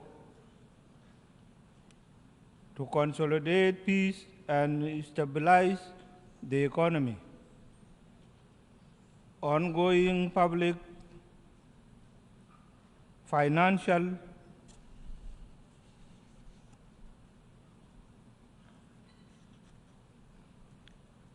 management reforms, and recently concluded National Economic Conference from solid basis for sound management of public resources for the benefit of our citizens. What remains now is to fast-track the implementation of the remaining provisions in the agreement in order to conclude the transitional period peacefully through fair, transparent, and credible elections in 2024. We have also managed to engage in dialogue and consultation with the various stakeholders, including civil society, women, youth, traditional leaders, and opposition groups to ensure that our peace process is owned and driven by our own people.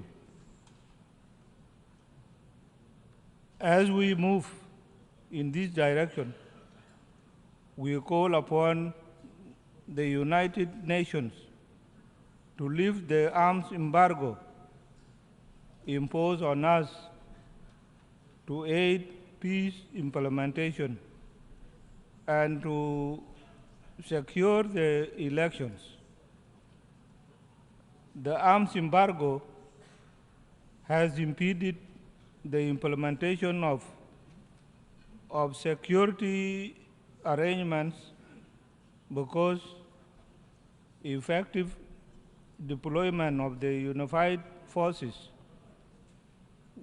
which we have graduated, cannot happen without arms. Excellencies, as the country sharing the border with the Republic of Sudan,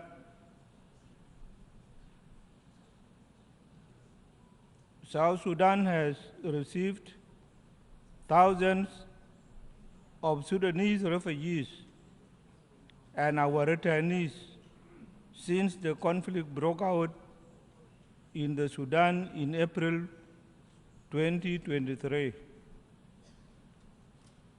This influx has overwhelmed our border communities and created a humanitarian crisis.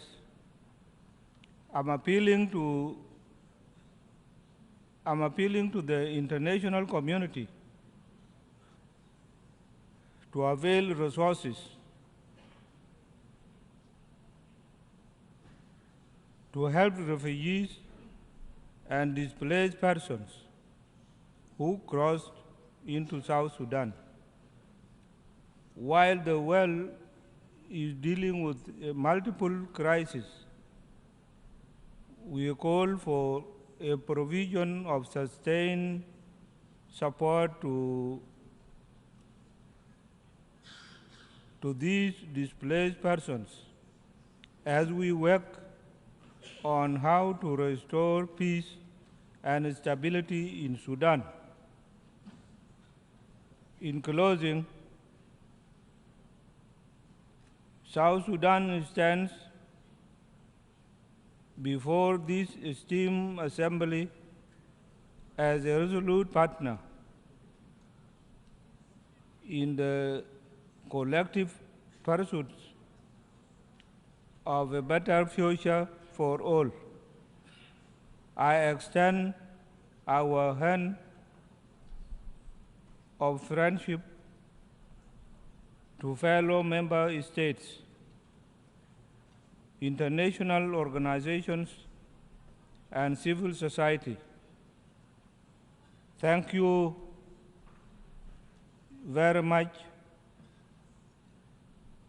and for your kind attention to these remarks. Thank you.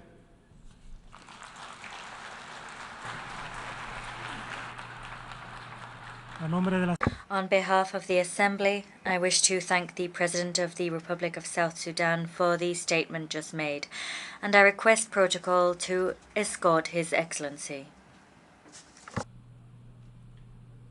Ahora, The Assembly will now hear an address by His Excellency Mamadi Doumbouya, President of the National Committee for the Reconciliation and Development, President of the Republic of Guinea, Head of State.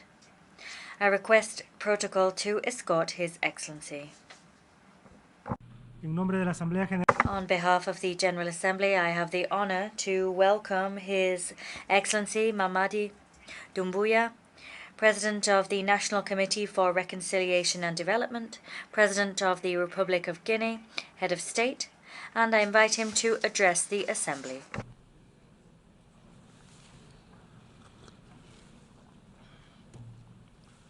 Monsieur le Président, Mr. President,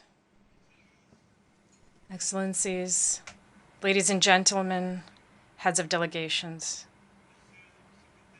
Mr. Secretary General. At the outset, Mr. President,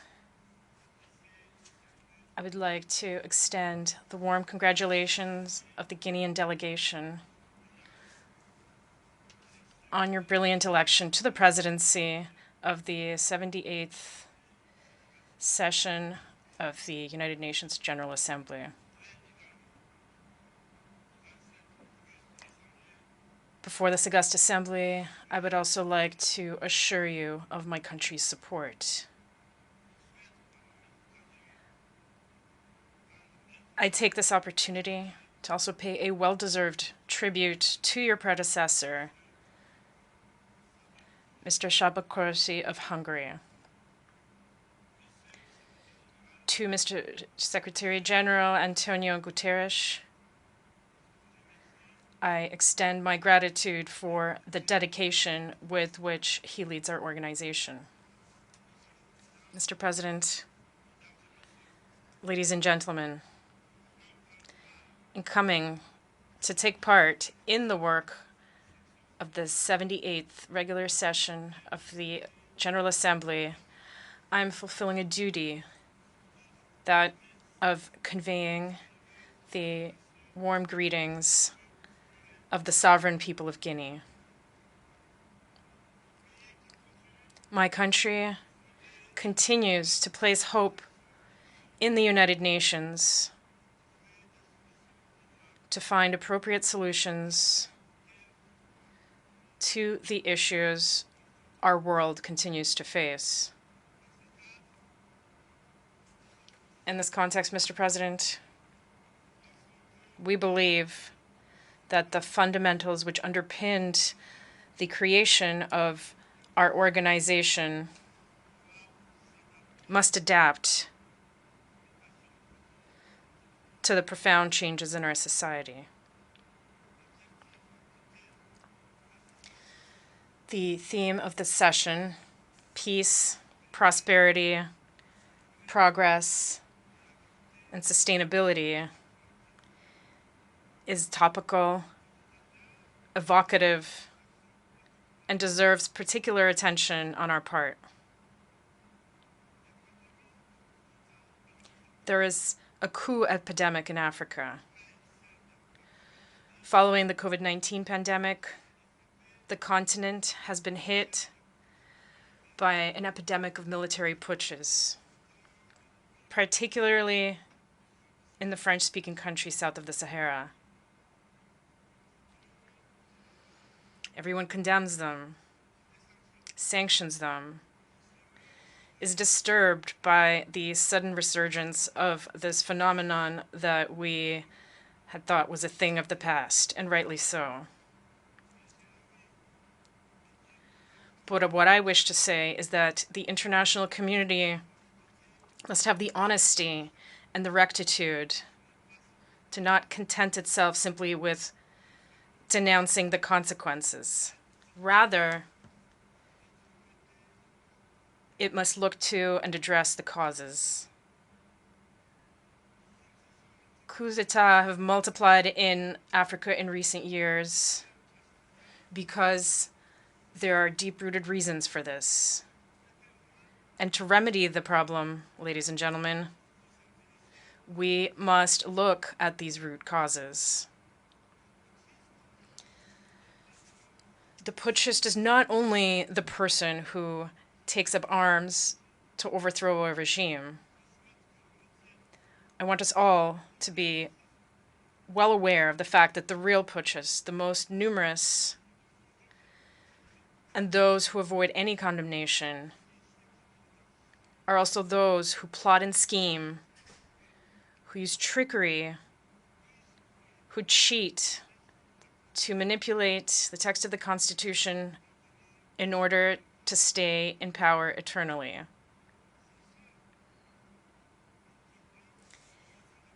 It is those in white-collar jobs who change the rules of the game as the game unfolds in order to keep the reins of power in their hands. These are the most numerous kinds of putschists. Mr. President, ladies and gentlemen, I am one of those who one day decided to shoulder our responsibility to prevent our country from slipping into complete chaos, into an insurrection. No political forces at the time had the courage nor the means to put an end to the duplicity that we were experiencing, as they were all completely neutralized back then. The institutional correction for which my brothers in arms and I took responsibility on September 5th, 2021, was only a consequence of that chaotic situation which had ended up tearing apart the social fabric of my country and undermining our coexistence. This is not an exhaustive list, but we believe that the transitions underway in Africa are due to several factors, including broken promises, the lethargy of the people, and leaders tampering with constitutions with the sole concern of remaining in power to the detriment of collective well-being. Today, the African people are more awake than ever and more than ever determined to take their destiny into their own hands. The unequal distribution of wealth creates endless inequalities, famine, and abject poverty, which make the daily lives of our populations increasingly difficult. These inequalities are part of the causes for the events that endanger our peaceful coexistence above all. When the wealth of a country is in the hands of an elite, while newborns die in hospitals due to a lack of incubators, it is not surprising that in such conditions we are seeing transitions in order to respond to the profound aspirations of the people. Africa, ladies and gentlemen, is suffering from a governance model that has been imposed on it. a model that is certainly good and effective for the West, which developed it over the course of its history, but which is difficult to incorporate and adapt to our realities, our customs, and our environment. Alas, I have to say that the graft did not take. I know that when I say this, many will immediately say to themselves, oh, another warmonger who wants to wring the neck of democracy, or another soldier who wants to impose his dictatorship. However, I want to say very clearly, without hypocrisy, without pretense, eye to eye, we're all aware that this democratic model that you have so insidiously, skillfully imposed on us after the La Baule summit in France, something you've been imposing almost religiously. This model does not work. Various economic and social indices demonstrate this plain and clear. This is not a value judgment on democracy itself.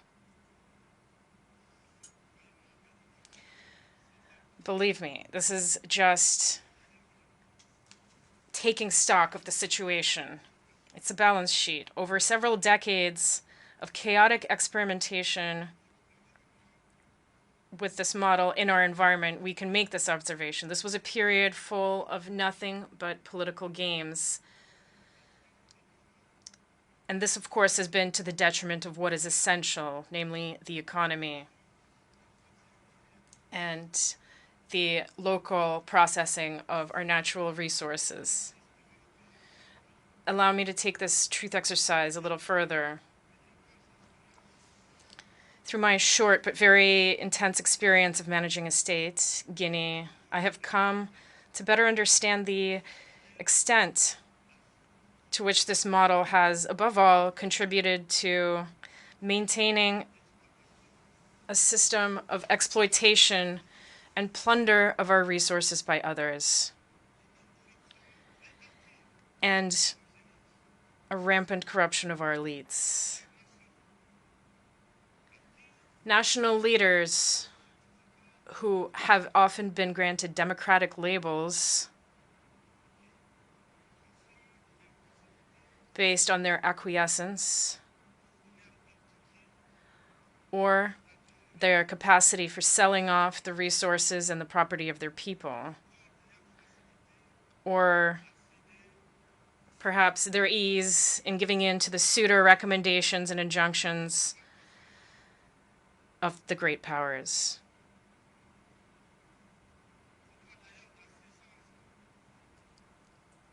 I must confess in this regard that everything that I am facing goes beyond all imagination. These are the same people who profess democracy, transparency, who denounce poor governance and corruption, who dictate the rules. It is they who, behind the scenes, very discreetly and underhandedly, are increasing pressure to make us cede our national wealth through unconscionable leonine contracts. I understand certain leaders and some of my predecessors who, because they possess certain weaknesses, because they were under pressure, or because they had skeletons in their closets, or particularly because they had a political agenda, gave in to what was being asked of them. I understand them, even if I do not approve. In some cases, I was even reminded that if I had a political agenda, I would be less comfortable carrying out the reforms that my government and I are tackling. One thing is certain. We have but one concern, and that is the well-being of the people and living together. This is our priority. This is why the transition I lead has chosen to focus methodically on clear objectives in a precise order: the social, the economic, and the political.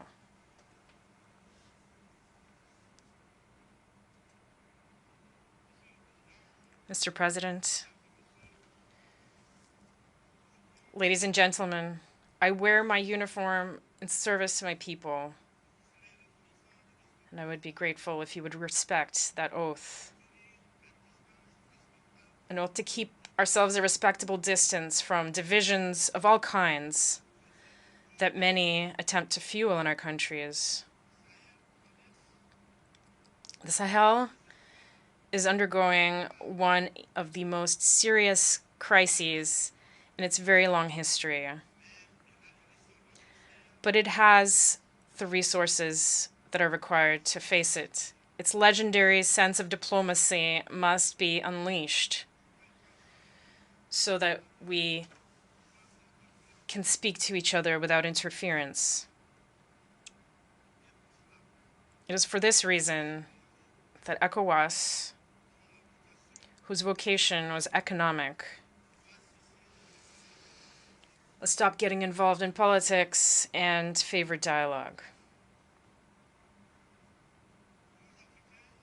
The African people are tired, exhausted by the categorizations with which everyone wants to box us in.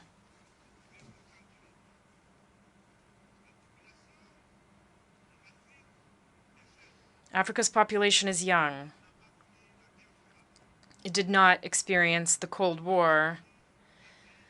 It did not experience the ideological wars that have shaped the world over the last 70 years. That is why we, Africans, are insulted by the boxes, the categories, which sometimes place us under the influence of the Americans, sometimes under that of the British, sometimes the French, or the Chinese, or the Russians, and even the Turks. We are neither pro nor anti-American. We are neither pro nor anti-Chinese, nor pro or anti-French, nor pro or anti-Russian, nor pro or anti-Turkish. We are simply pro-African, that is all.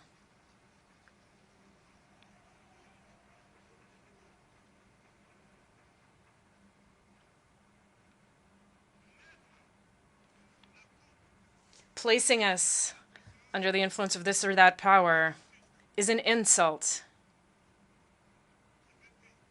It is contempt and racism towards a continent of more than 1,300,000,000 people. It is important that in this prestigious and influential assembly, we understand clearly and definitively that the era of the old Africa is over.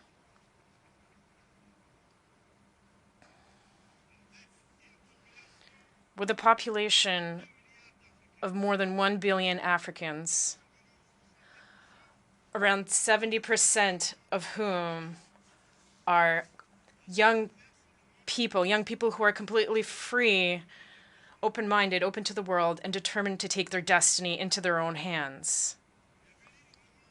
The time has come to realize that the structures, the rules from the post-war era, established in the absence of our states, which did not yet exist at the time, are obsolete. This is the end of an unbalanced and unjust era where we had no say in the matter. It is time to take our rights into account and to let us take our proper place. But also, and above all, it is time to stop lecturing us and to stop treating us with condescension like children. Rest assured that we're old enough to know what is good for us.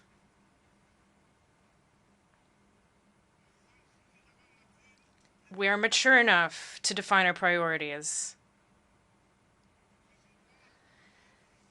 to design our own models which are in line with our identity, the daily reality of our countries and our populations, in line with what we are, quite simply. We would be very grateful to you if you trust us and let us run our business as you have allowed in certain regions of the world, as you have allowed in Asia, in the Near and the Middle East, to cite only a few. This infantilization that we have experienced has had the worst effects on African youth who are now emancipated. In this context, we are all challenged and called upon to carry out a better analysis of the situation with a view to initiating and pursuing new policies for the benefit of all. The international community must look to Africa with new eyes. It must now engage in genuine cooperation with Africa in a spirit of win-win partnership. I thank you for your attention. Thank you.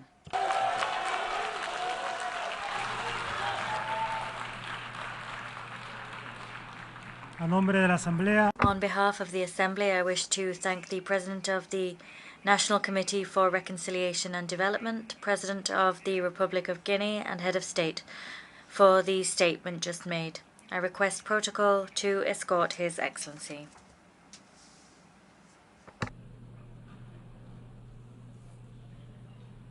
ahora la Asamblea The Assembly will now hear an address by His Excellency Evariste Ndayishimiye, President of the Republic of Burundi. I request protocol to escort His Excellency. On behalf of the General Assembly, I have the honor to welcome His Excellency Evariste Ndayishimiye, President of the Republic of Burundi, and I invite him to address the Assembly. Merci, monsieur. Thank you, Mr. President. I first of all wish to give thanks to Almighty God for having guided our work and for bringing us here together in this beautiful cosmopolitan city of New York. Excellency Dennis Francis, President of the 78th session of the United Nations General Assembly, Excellencies, Heads of State and Government, Your Majesty, Secretary General of the United Nations, distinguished delegates, ladies and gentlemen, all protocol observed. Allow me to express my sincere thanks to the host country of the United States of America and to its people, in particular to the authorities and people of the state of New York. I thank them all for the very warm welcome and exemplary hospitality that I and my accompanying delegation have been shown. At the outset, I wish to reiterate my most heartfelt condolences to the people of Morocco and Libya. Today, they are in mourning following natural disasters, the human and material damage of which is incalculable. May God bring comfort to those the families at this time of great suffering. Allow me to convey my hearty congratulations to His Excellency Mr. Dennis Francis, following his successful election to the presidency of the 78th session of the United Nations General Assembly. Mr. President, Burundi assures you of its full cooperation and extends to you every wish for success as you discharge your mandate. I'm also delighted to pay a well-deserved tribute to Mr. Shaba Koroshi, your predecessor, for his sterling work during his term. Mr. President, Excellencies, ladies and gentlemen, the time has come to piece back together a world of peace, a world which can foster progress. We must cultivate trust, mutual understanding, and solidarity. It is for that reason that we hail the choice of theme which guides our discussion today. That theme is rebuilding trust and reigniting global solidarity, accelerating the 2030 Agenda and its sustainable development goals towards peace, prosperity, progress, and sustainability for all. Excellencies, ladies and gentlemen, we meet every year in this hall and in other equally important fora. However, the world nevertheless continues to face grave existential threats. As such, that world is unfortunately growing ever more unstable and vulnerable. Trust and solidarity are values which should characterize relations between our states. However, these values are rendered fragile because we have, so to speak, domesticated them and recreated them in our image to further our own interests. We must liberate these values so that they can be shared values. These values must recover their original meaning which was buried following colonialization and the expansion of other selfish ideologies, which sought to drag least developed countries ever deeper for the benefit of rich nations.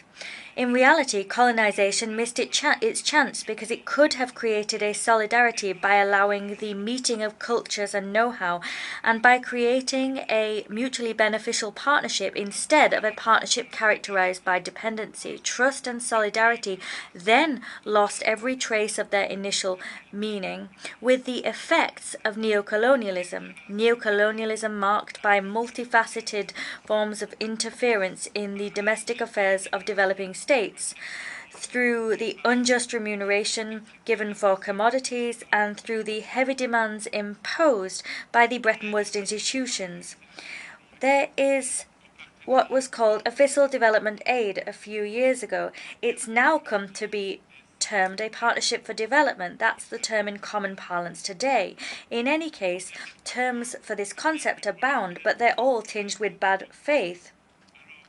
Indeed, terms abound to veil this hypocrisy. At the same time, resources dispersed with a view to generating economic returns that could foster economic recovery are themselves shrinking. Today, Mr. President, it is important to move beyond the needs and interests of states. These often vary greatly and are often difficult to reconcile.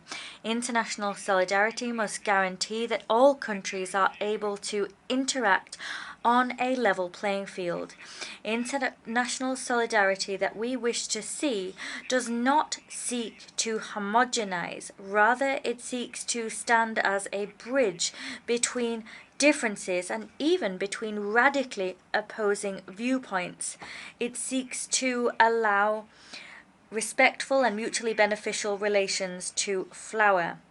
Mr. President, ladies and gentlemen, trust and solidarity should be the cornerstone on which thriving international relations can develop, international relations free of inequality and conflict. This is, incidentally, the goal that Burundi is striving to achieve, first and foremost at a national level. We're seeking to cultivate and strengthen this ideal within our people. As such, after years of instability, the process of Truth and Reconciliation, launched in Burundi, is today bearing a bounty of fruit because the people of Burundi are now energized in pursuit of a common ideal as they seek to achieve the Sustainable Development Goals. In this connection, we call upon friendly countries and partners to support the action of Burundi's government, and we heartily encourage foreign investment. However, the sad truth is that ODA, which should support the efforts of the government as it seeks to guarantee the well-being of its citizens, has little by little faded away to instead be channeled towards non-state actors which serve the geopolitical and economic interests of certain so-called donor states. These interests are unspoken and clandestine. Evidently, international solidarity should encourage developed nations to make tangible contributions to the socio-economic development of LDCs. A Kirundi proverb, Nwetanguro Muburu, means prosperity can only last if it is shared. That proverb reminds us that investing in the prosperity of a neighbor is to indisputably guarantee and shore up one's own sustainability and progress. This, Mr. President, reminds us of the urgent need to rethink and strengthen our global partnership. That, in our view, involves ensuring debt relief, a substantial increase in resources devoted to the fight against poverty. It involves strengthening South-South cooperation, the sharing of technologies and innovation, and it involves broadening commercial agreements. Ladies and gentlemen, in spite of all of the challenges above, Burundi remains determined, and indeed we trust that this Assembly will work to rebuild trust in my country.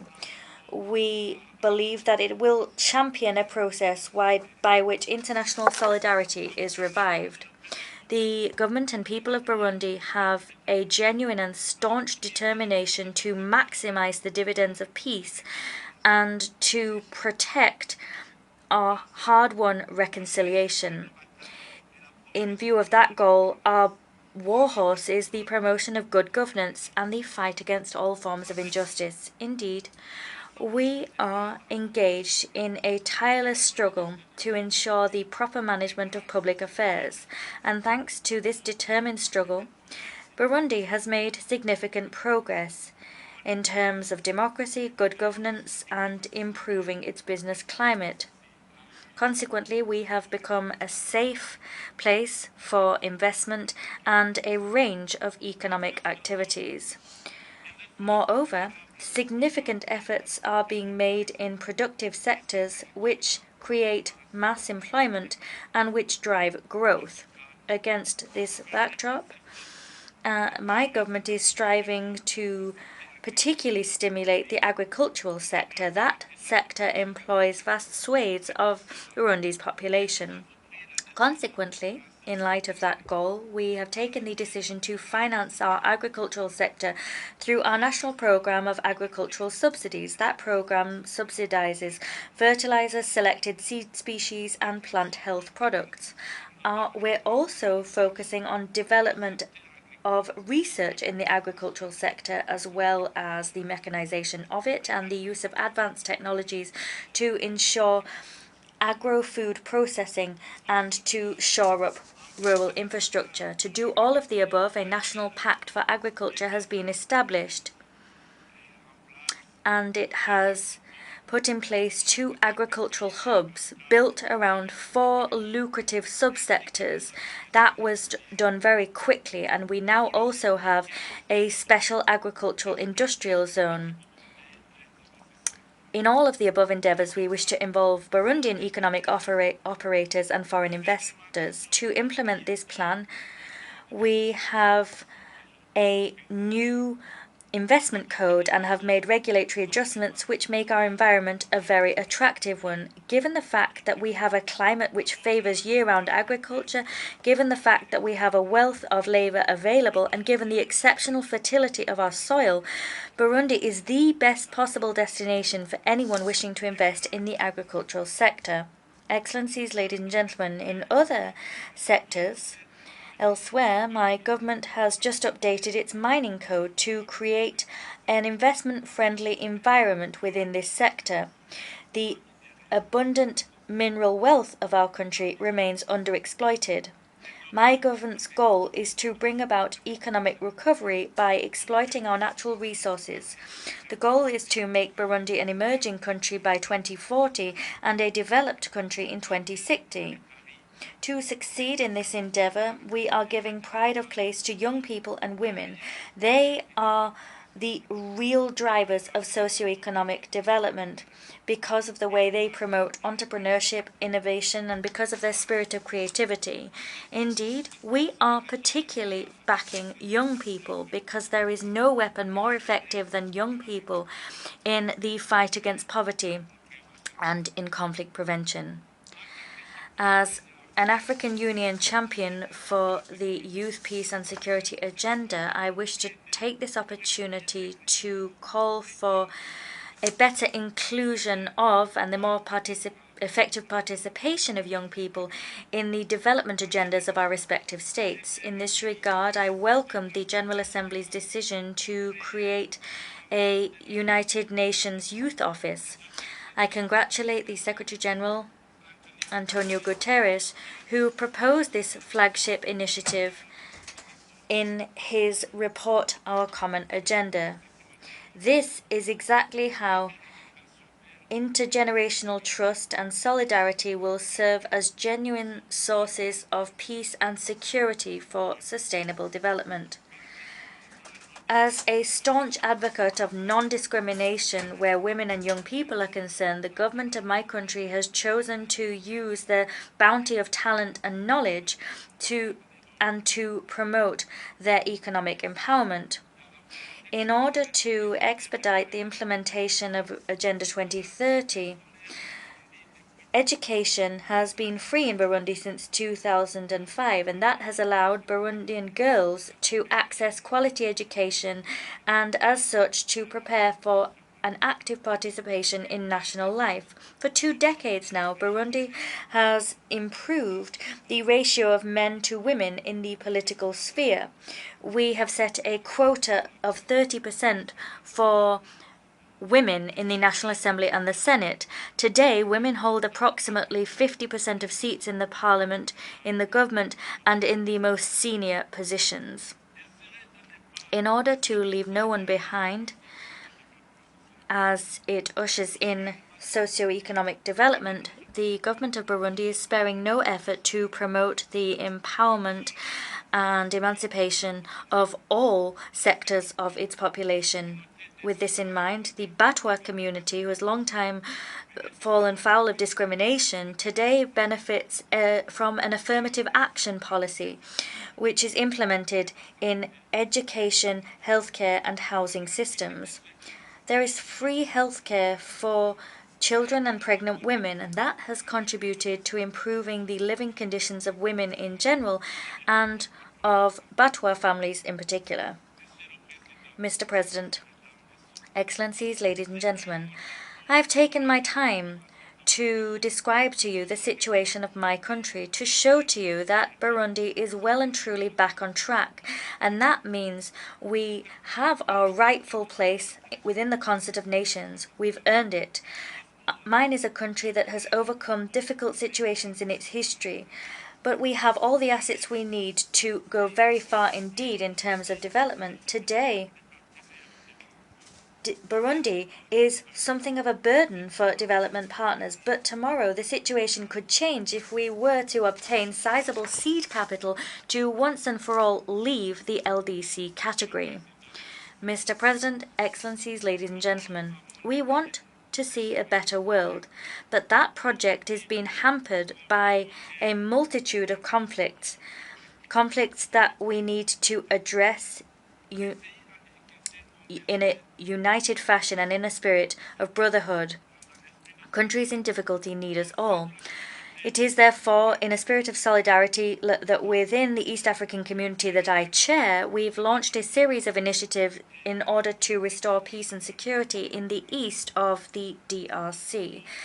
Burundi also participates in peacekeeping operations and in the fight against terrorism in the CAR and in Somalia.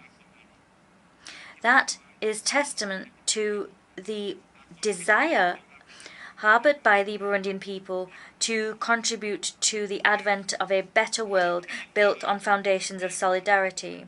I reiterate the need for international solidarity to be shown in order to bring peace to the east of the DRC. At the same time, Burundi reaffirms its tireless support for the Luanda and Nairobi peace processes, as well as for the Peace, Security and Cooperation Framework Agreement for the DRC and the region.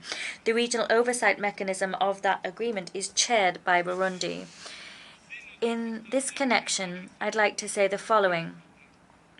Whilst we do insist on the need to rebuild trust between states, we must together condemn certain spoilers who fan the flames of conflict and devote themselves to sowing destabilization in other states. Let us call a spade a spade.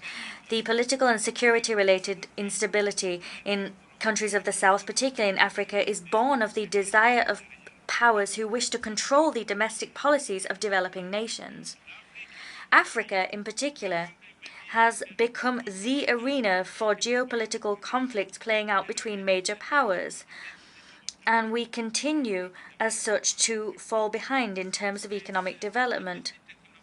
That economic deficit becomes the cause of internal conflicts, which then plunge our countries into abject poverty.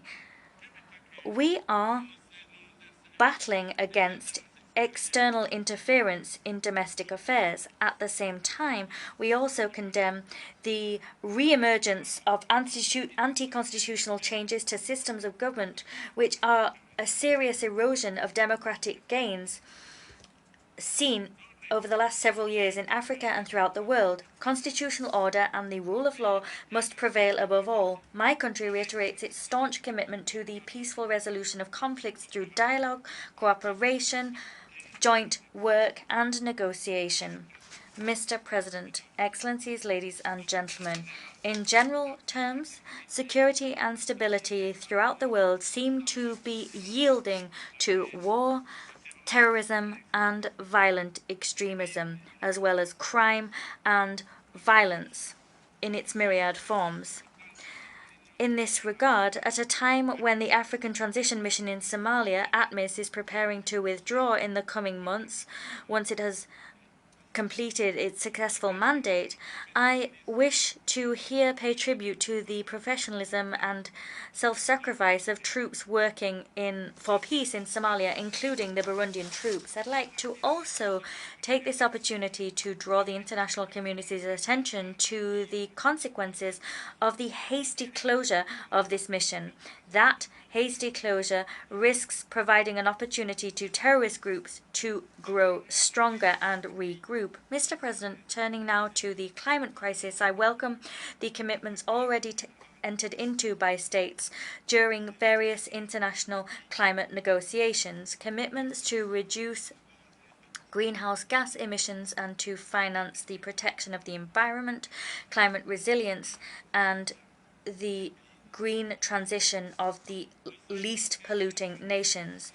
We want to see these commitments followed up by tangible action, because the failure to mobilize $100 billion annually since 2020, a commitment made in the Paris Agreement, and that was a commitment that was to continue annually until 2025, but the failure of that to materialize imperils the very existence of future generations. We believe that COP28, which will be held this year in Dubai, will provide an excellent opportunity to turn words into actions. Turning now to the increase in migratory flows, we are all aware that the extent of these migratory flows are threats to to peace and security.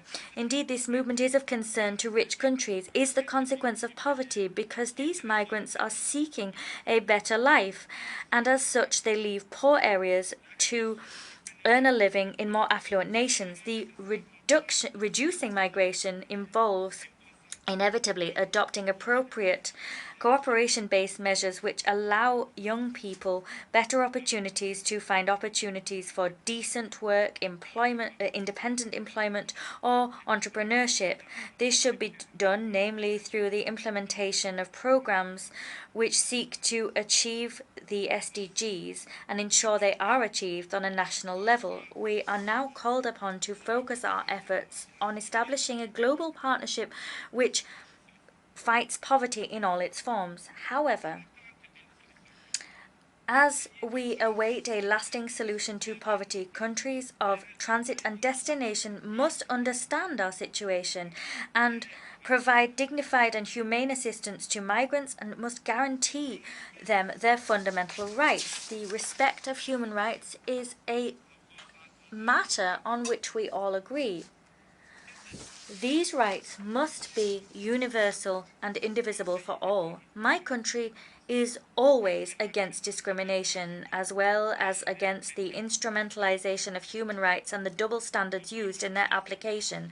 We condemn states who, under the pretext of protecting human rights, use human rights as fodder to interfere in the domestic affairs of states. Moreover, we stand against politically motivated resolutions which target specific states, and we are against the implementation of mechanisms which strangle the states targeted and stifle them without any constructive dialogue taking place.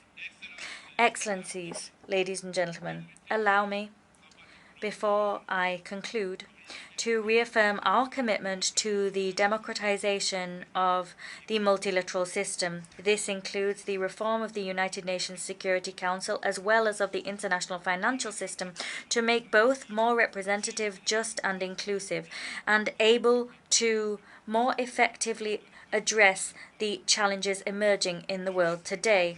International law recognizes the principle of the sovereign equality of all states. Accordingly, these states must enjoy the same rights and the same international duties, including in the sensitive domains of the maintenance of international peace and security. I wish to thank the member states of the Security Council, some of which understand the desire long expressed by Africa. Mr. President, ladies and gentlemen, excellencies, as we mark this International Day of Peace, I wish to close my address by paying a fervent tribute to our brave peacekeepers, wherever they are in the world, because they defend a universal cause which transcends all of our differences. For peace, for the sake of peace, let us rebuild trust and reignite international solidarity. May God bless you. Thank you for your kind attention.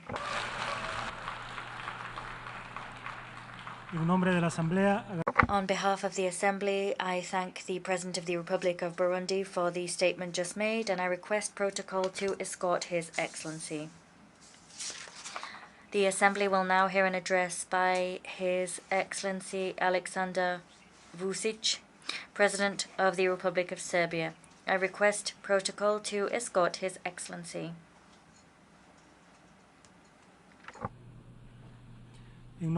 On behalf of the General Assembly, I have the honor to welcome His Excellency Alexander Vučić, President of the Republic of Serbia, and I invite him to address the Assembly.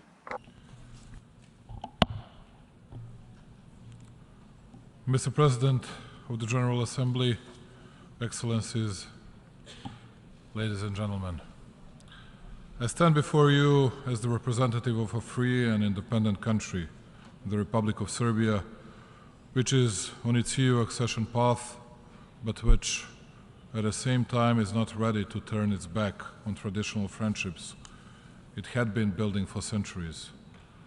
I want to raise the voice on behalf of my country, but also on behalf of those who today, 78 years after the establishment of the United Nations, truly and equally believe that the principles of the UN Charter are the only substantial defense of the world peace, right to freedom and independence of nations and countries, but more than that, they are the pledge of the mere survival of the human civilization. New global wave of wars and violence that are impacting the foundations of the international security is a painful consequence whose cause lies in abandoning the principles envisaged in the UN Charter.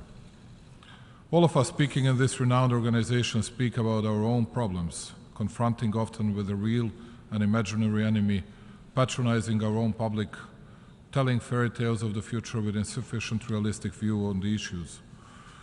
What does the future of the world look like? Even though all of us listened the words of the Secretary General, not many were actually heard. And almost not a single word's news conveyed his words of warning. Nevertheless, in the era of social networks dominance, when only important thing is to get one more like, in the era when each pet gets more attention than children, it is no wonder that we cannot recognize the dangers that are in front of us. As the president of one not so big country, I cannot and I have no right to speak about relations between great powers. It is neither my job nor I could do that. But I can and I will speak about how inobservance of the international public law can bring horrible consequences. The attempt of cutting my country into pieces that had formally started in 2008 by the unilateral declaration of independence of so-called Kosovo has not ended yet. Precisely the violation of the UN Charter in case of Serbia was one of the visible precursors of numerous problems we are all facing today, and that go far beyond the borders of my country and scopes of the region I come from. Broadly observed, since we last met in this hall, the world is neither a better nor a safer place. Quite the opposite. Global peace and stability remain under acute threat. We continue to face problems related to energy security, financial instability, as well as security and disruptions in food and medication supply chains. Not only have we not found solutions to many problems, but they have become more numerous, and some of them have even grown more complex. I also spoke about how nobody here listens to anyone and does not strive for real agreements, and in the meantime we started to talk even less and less. It is as if virtually all, guided solely by their own interests, entrenched in their positions, have given up on seeking compromise solutions. Ladies and gentlemen, while for 3 days in a row we pledge from this place to respect of principles and rules of the UN Charter, precisely violation of the respective is rooted in most of the problems. In international relations and implementation of dual standards is an open invitation for all those who strive to achieve their interests through war and violence by violating norms of international law, but also basic human moralities. All the speakers so far, and I believe all who will speak after me, spoke about the necessity of changes in the world, underlying their country as the example of morality and commitment to the law and world justice. Today, I will not speak a lot in superlative about my country, about the growth of salaries and pensions, hundreds of kilometers of constructed highways and railroads, newly built hospitals and schools, science technology parks, the Artificial Intelligence Institute, because it is a natural thing that I protect its interests and that I love it more than anything in the world. But I will speak about principles which had been violated and which brought us to the situation in which we are today, and not by the small ones who are often the target of the attack, but by the most powerful countries in the world, especially those who gave themselves the right to lecture, each from its own angle on politics and moral to the whole world. Here, in this hall, only 2 days ago we could hear from the President of the United States the most important principle in relation between the countries, the respect for their territorial integrity and sovereignty. And only as the third most important factor he mentioned human rights. And it seemed to me that everybody in this hall could support it. I, as the President of Serbia, supported that with unhidden jubilance. The only problem in all that was the fact that few hours after his speech, I had to see in these premises the President of the so-called Kosovo, who is considered by the most powerful part of the West the president of an independent country, originated, by the way, by the secession of the territory of the Republic of Serbia. At the same time, only a few meters away from this hall, the German minister said that Germany firmly observed the UN Charter and UN decisions and documents, and that it would never give up on it. All that would be nice if it were true. Namely, almost all Western powers brutally violated both the UN Charter and the UN Resolution 1244, which had been passed in this renowned organization, as they denied and violated precisely those principles they are defending today. And it happened 24 and exactly 15 years ago. For the first time, unprecedented in the world history, the most powerful 19 countries made a decision without involvement of the UN Security Council. I repeat, without any decision by the UN Security Council, to brutally attack and punish a sovereign country on the European soil, as they had said, to prevent the humanitarian disaster. They didn't laugh out loud when Russian president used the very same words justifying his attack against Ukraine. They forgot that they themselves had used the same narrative, the same words, and the same explanations. Whereby, I would like to inform you that Serbia had not stepped its foot in the territory of some other country, nor it jeopardized its existence. But 24 years ago, the most powerful and the strongest 19 had no mercy with small Serbia. Even when they had finished this job. They said that the issue of Kosovo is a democratic issue, and it would be resolved in accordance with the UN Charter and other international law documents. And then, contrary to all, but absolutely all documents of the international public law, it occurred to them in 2008 to support the independence of the so-called Kosovo. The illegal decision on secession of the autonomous province of Kosovo and Metohija from Serbia was made a decade after the war conflict in our country had ended, without a referendum or any other democratic form for declaring their stances for the citizens of Serbia, or at least in Kosovo itself. This decision was made in a moment when Serbia had a government committed to European and Euro-Atlantic integration, and when including in its composition the province of Kosovo and Metohija, a full-fledged member of the UN, but also of Council of Europe, OSCE, and many other international organizations. Nevertheless, it did not prevent legal and political violence coming from those who are today at the forefront in lecturing from this place. Pointless and meaningless explanations like police terror that Serbian authorities had carried out in its southern province a decade earlier, humanitarian crisis, expelling of the local Albanian population, were only a drop that spilled over the glass of lies and nonsense in order to justify the violence against a sovereign country and in order to undermine its integrity. Namely, since the moment of the victory of those 19 against small Serbia, 70% of Serbs from Kosovo have left their thresholds, and there are by 300,000 Albanians more than have ever been in Kosovo. Well, that much about the law, that much about the justice. Nevertheless, worse than anything is that all those who committed aggression against the Republic of Serbia lectured today about territorial integrity of Ukraine, as if we did not support the integrity of Ukraine. And we do support it, and we will keep supporting it, because we do not change our politics, we do not change our principles, regardless of centuries-long traditional friendship with the Russian Federation. To us, every violence is the same. Every violation of the UN Charter is the same, regardless of the strength of the power that exerts it or inevitably similar excuses makes for its illegal and immoral behavior. But when we ask them about the territorial integrity of the Republic of Serbia and about what they had done to my country, the answer is the one that all of you representatives of smaller countries in the world heard on countless of occasions. Do not go back in the past. Look towards the future, because it is the only way for your country to make progress. When it comes to the territorial integrity of Ukraine and Serbia and any other country, all of us are entitled to speak about from this podium at least a bit more than they are. I'm the president of Serbia in my second presidential term. On countless of occasions, I was under different political pressures, and I'm a political veteran. And what I will tell you today is the most important for me. Principles do not change from one circumstance to another. principles do not apply only on the strong ones, they apply to all. If that's not the case, then there are no longer principles. And that is why I believe that in the modern world, there will either be principles and the same rules will apply to all, or as the world, we will end up in the deepest divisions in our history, in the most difficult conflicts and in problems we will not manage to cope with.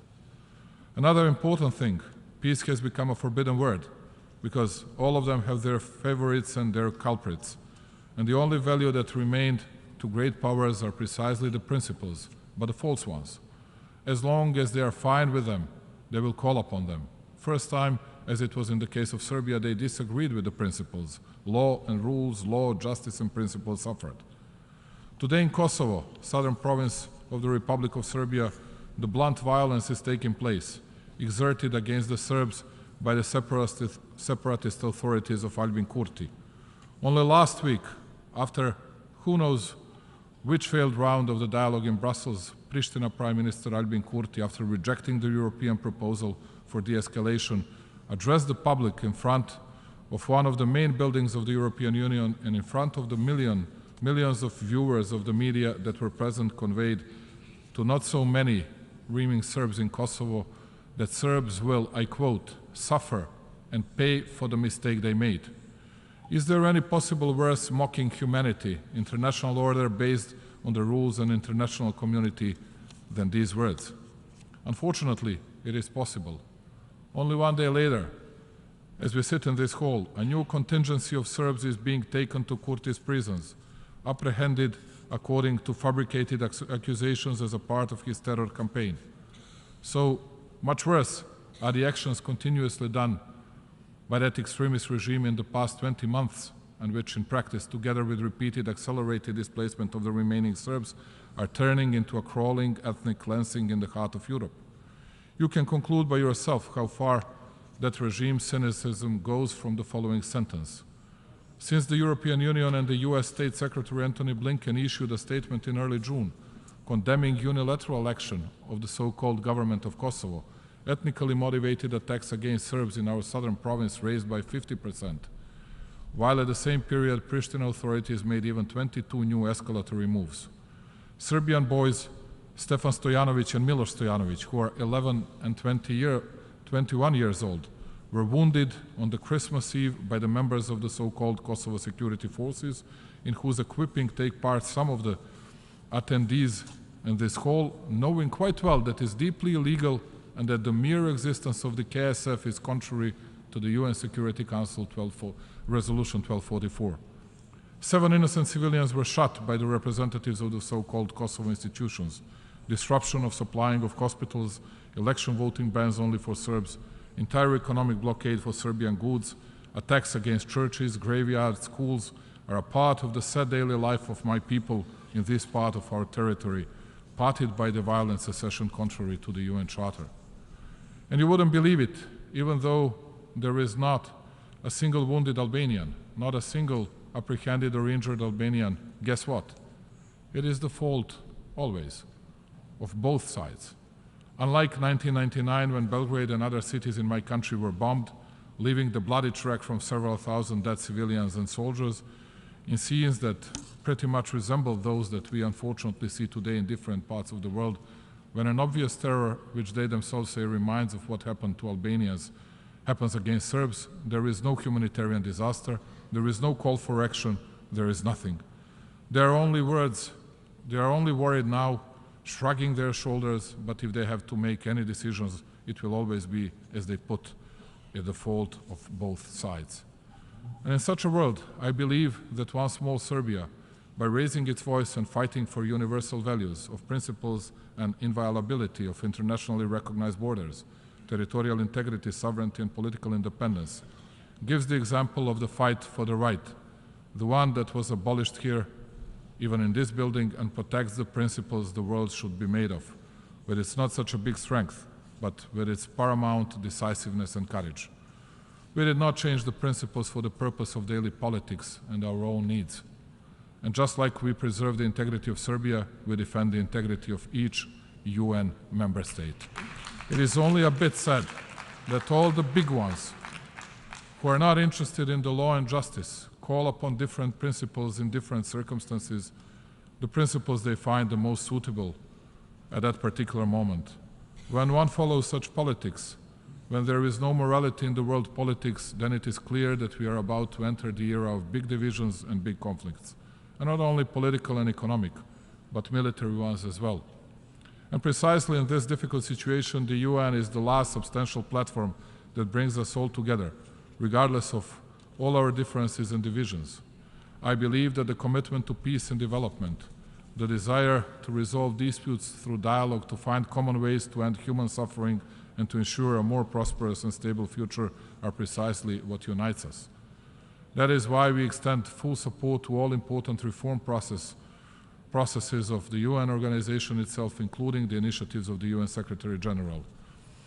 For preservation of global peace, and so that we all do not disappear in a Darwinist conflict led by great powers, it is necessary to join our forces, just like 78 years ago in common fight for international order based on the UN Charter.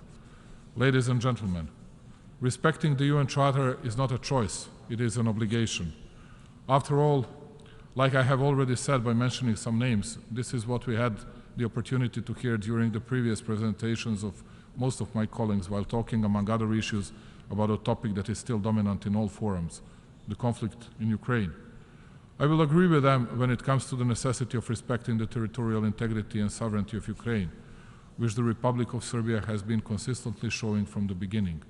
We have been making such appeals continuously for decades, but with a significant difference. Serbia supports the territorial integrity and sovereignty of all United Nations member states. I repeat, all member states. Therefore, it is hard for me to understand how some are still not acting in a consistent manner when it comes to the need to respect the territorial integrity of Serbia, and how they fail to understand that the selective application of principles leads to pronounced divisions, a lack of solidarity, and mutual understanding. However, I want to thank wholeheartedly to the global majority, significantly more than one-half of the UN member states in our example supports the UN Charter, and they do not support the violent partition of my country. I'm glad that for the majority of UN member states, double standards are out of the question.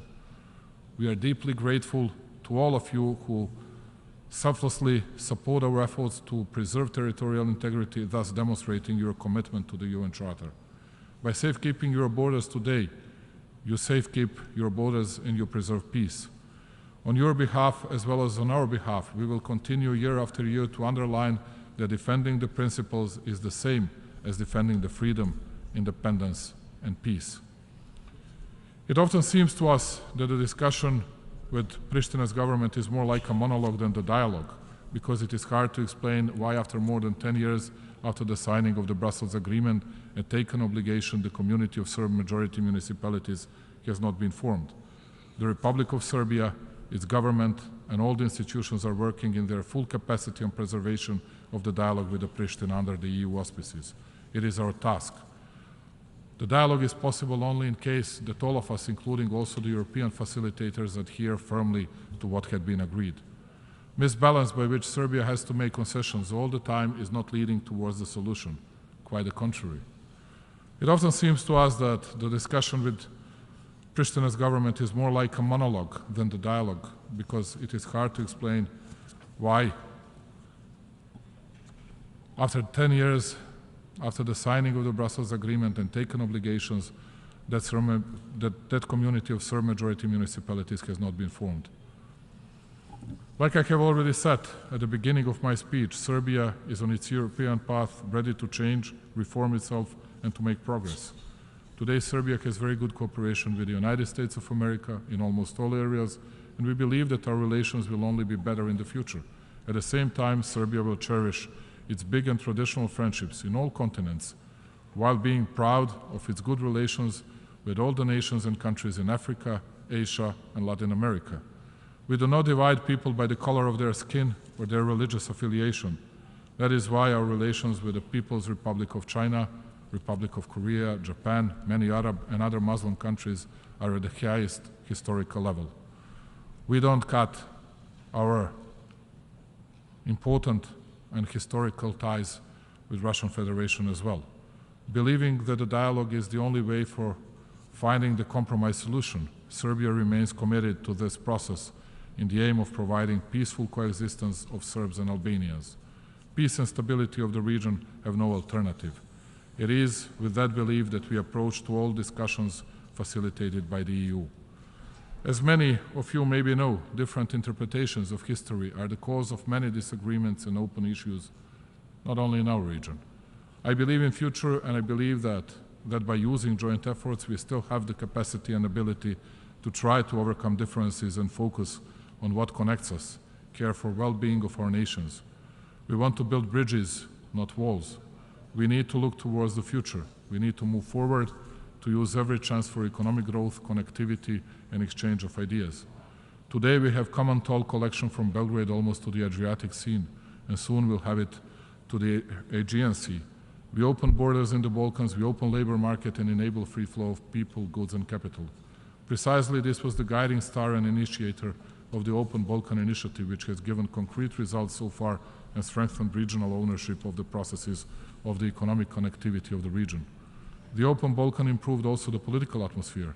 We have such approach to all our neighbors, and our key interest is to preserve stability in the region and turn towards as intensive cooperation as possible in all areas. These processes are certainly an inseparable part of our strivings to become a full-fledged member of the European Union, which is at some time one of the key priorities of our foreign policy. Precisely this was the guiding star and initiative of the Open Balkan Initiative, and it gave us concrete results. And we have such approach because priority certainly does not exclude our commitment for cooperation, development, and deepening of relations with traditional friends from all parts of the world, from the region in particular, where we remain reliable and responsible partner.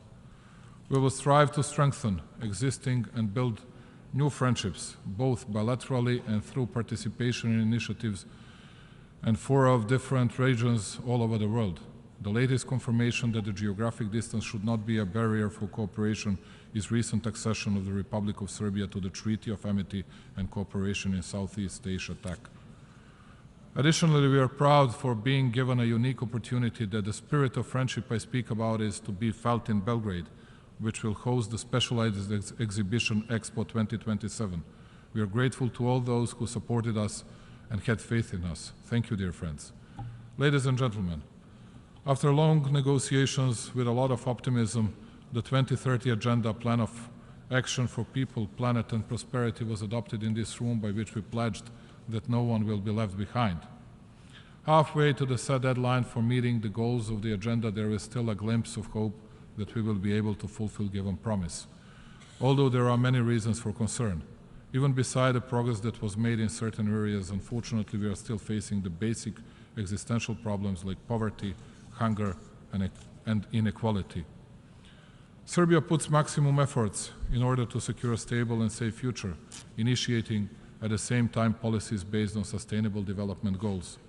Among some of the results so far are the following: developing instruments for involving principles that no one is left behind into our legislative and strategic documents, as well as participation in global initiatives and their implementation at national levels in areas of sustainable food systems, transformation of education systems, and urban development. We have lived to see the fourth industrial revolution and new technologies as a development opportunity that we must not miss, and that is why we continue with investment into infrastructure, economic reforms, and creation of better business environment. Digitalization and education are among our key priorities. The necessity of finding new sources of growth has also been recognized. That is why our future activities are focused on innovation, research and development, and creative industry. Serbia is the first country in the Southeast Europe region that joined the Global Partnership on Artificial Intelligence and adopted development strategy in this area back in 2019. Bio4 campus is being built. It is a unique multidisciplinary complex for research and development in natural science, which should become one of the key bioeconomic hubs in Europe. We firmly believe that knowledge and science play one of the key roles in accelerating activities towards implementation of the 2030 Agenda. Therefore, I'm proud that at the proposal of the Republic of Serbia and like-minded countries, the UNGA adopted a resolution declaring the period from 2024 to 2033 the International Decade of Science for Sustainable Development. We do all this for future generations. I believe that involvement of the young ones into the implementation of the 2030 Agenda is an important prerequisite for its success, because beyond any doubt, the young ones are the most important development engine of every society. Excellencies, I believe that we are all aware that there is no development without peace. Just like Nelson Mandela said, peace is the greatest weapon for development that any person can have. We must believe in that and work together on it. Conditio sine qua non is first and foremost conversation, to listen and to try to hear and understand each other. There is no alternative to peace. Finally, I want to take this opportunity to invite the representatives of all UN member states to take part in World Exhibition Expo 2027 in Belgrade, Serbia's capital, a cosmopolitan metropolis with 2 million inhabitants, is your home, and we extend the welcoming hand for participation in the freest and most diverse international exhibition so far. Come to Belgrade to celebrate the humanity together. Now I know that I spoke much longer than I was asked to do, but have to say that I gave the same right to me as those big powers gave it to themselves. Thank you very much for listening to me.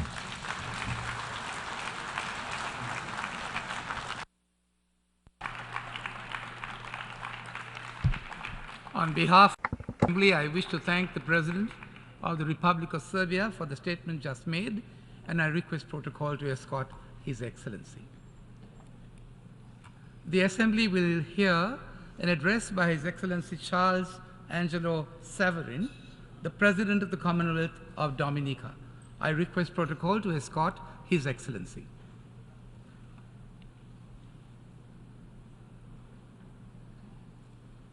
On behalf of the General Assembly, I have the honor to welcome His Excellency Charles Angelo Savarin, President of the Commonwealth of Dominica, and to invite him to address the Assembly.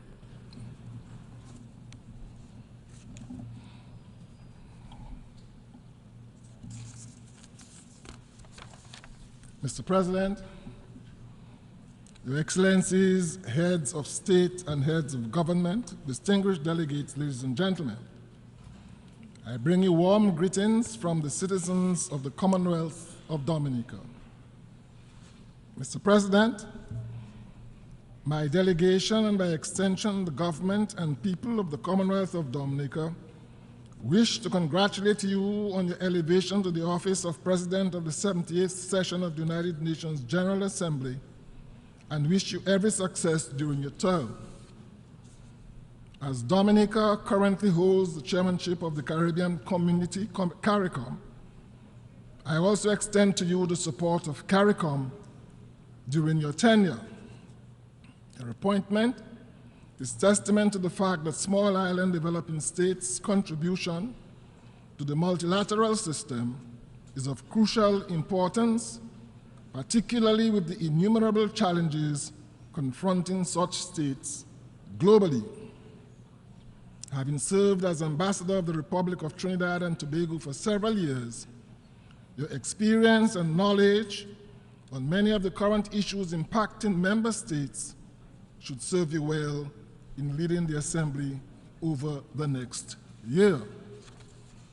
Mr. President, it is quite evident that the challenges being faced globally can be daunting. The climate crisis similarly will not go away, as evidenced, for example, by recent wildfires in Hawaii and Canada, thereby illuminating the discussion on the need to give even more urgent attention to mitigation and climate financing. Global inflation has impacted significantly on the livelihood of the most vulnerable, while there is justification for increasing concern over chronic, non-communicable diseases adversely impacting the health and wellness of our people. Mr. President, the conflict in Ukraine continues unabated amidst the global call for an end to this terrible war. Such a situation would normally be unthinkable in this 21st century.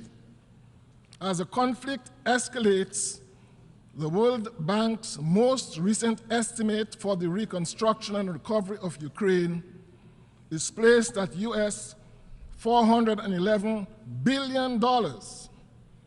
This figure is expected to increase the longer the conflict persists. All conflicts, Mr. President, must eventually end at the negotiating table.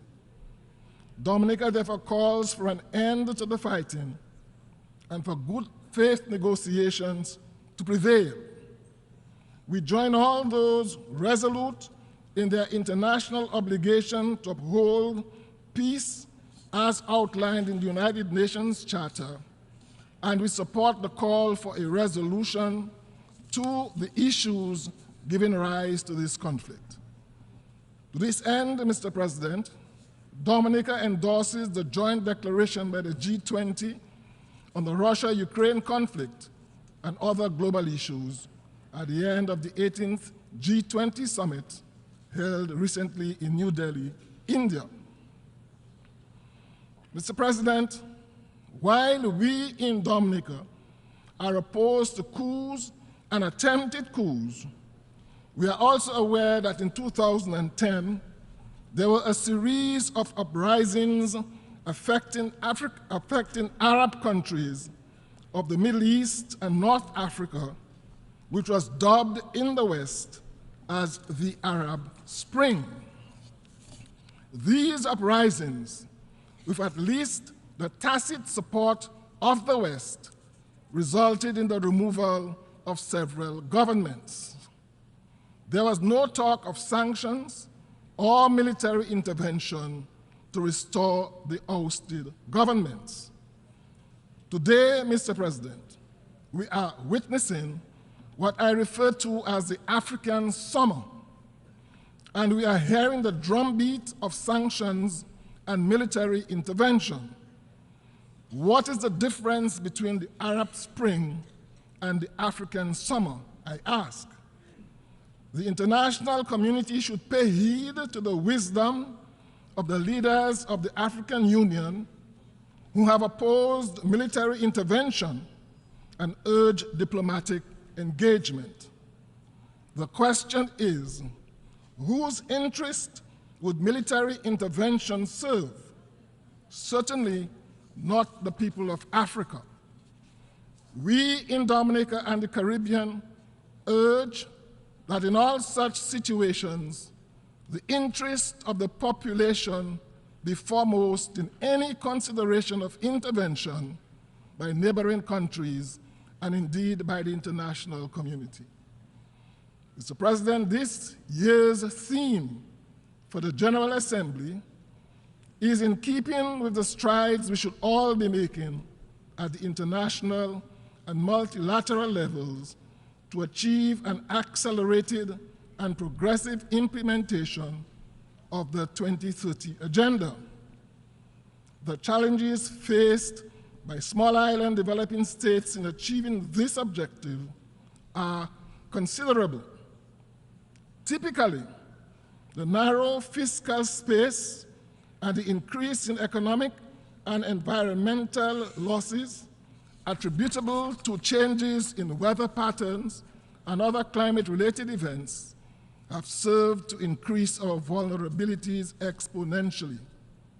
The evidence suggests that we live in an imperfect world by virtue of our inherent geophysical and socioeconomic characteristics, and some countries, Dominica included, will always be disproportionately disadvantaged by the actions of others.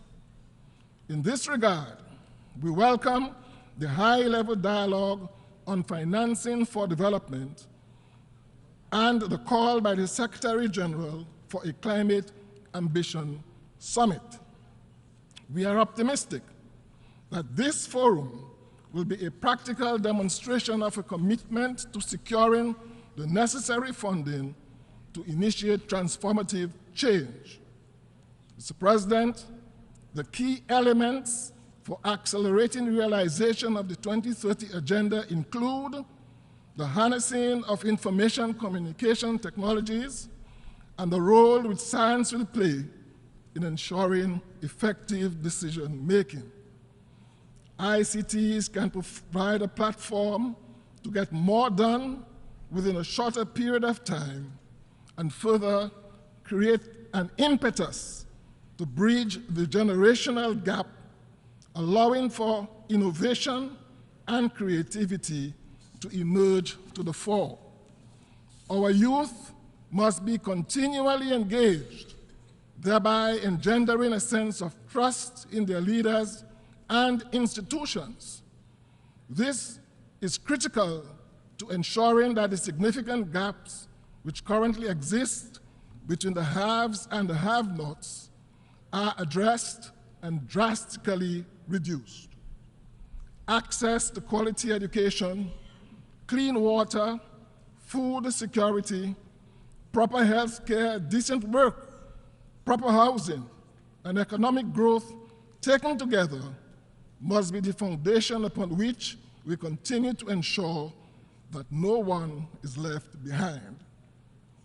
The immiserating of our more vulnerable societies by unfair trade practices must be replaced by trade practices which reasonably benefit primary producers and support and/or encourage downstream processing and manufacturing, while international resources must be targeted at the most vulnerable and indigent among us.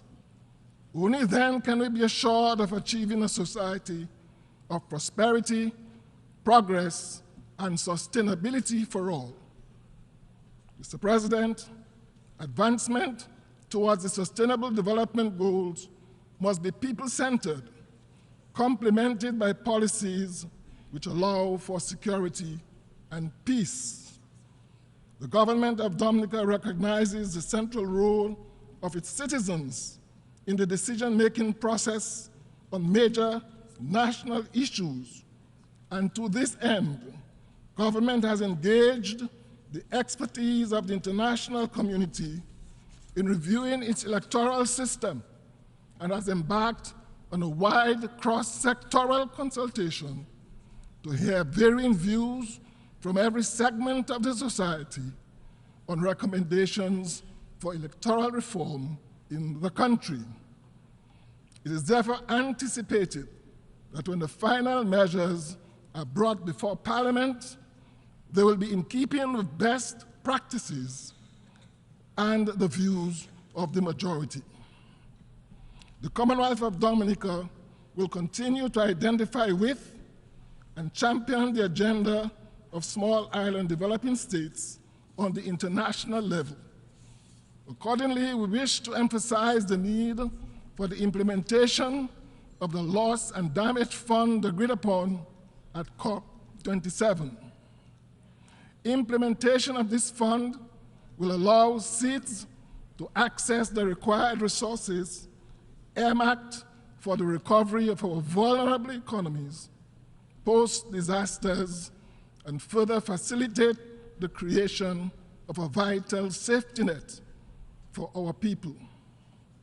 Over the last 30 years, seeds have been advocated for resilience-building measures based on our inherent vulnerabilities and the frequency and magnitude of increase in global shocks.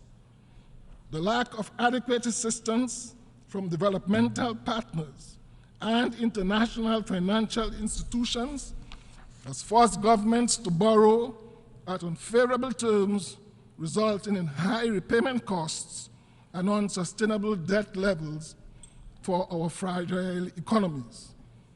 To this end, Mr. President, Dominica fully supports the work on the Multidimensional Vulnerability Index, which can contribute to unlocking the type of financing which is so urgently required. Additionally, Dominica pledges its full support and participation in the upcoming SEEDS conference to be held in Antigua and Barbuda in 2024. This conference should serve as a watershed moment for all SEEDS, such that action-oriented outcomes can be derived. Moreover, mindful of the confluence of challenges confronting SEEDS today, there should be no further delay in the much-needed reform of international financial institutions to address the contemporary realities of debt distress and debt solvency. Dominica therefore joins fellow member states of CARICOM in support of the Bridgetown Initiative as a core blueprint for restructuring the architecture of sovereign debt. Mr. President, my delegation unreservedly welcomes the adoption of the BBNJ agreement, building on the legacy of the United Nations Conference of the Law of the Sea. This achievement reaffirms the UN's role in facilitating the implementation of multilaterally agreed solutions to global challenges. Dominica supports the early entry into force of this agreement as well as its implementation.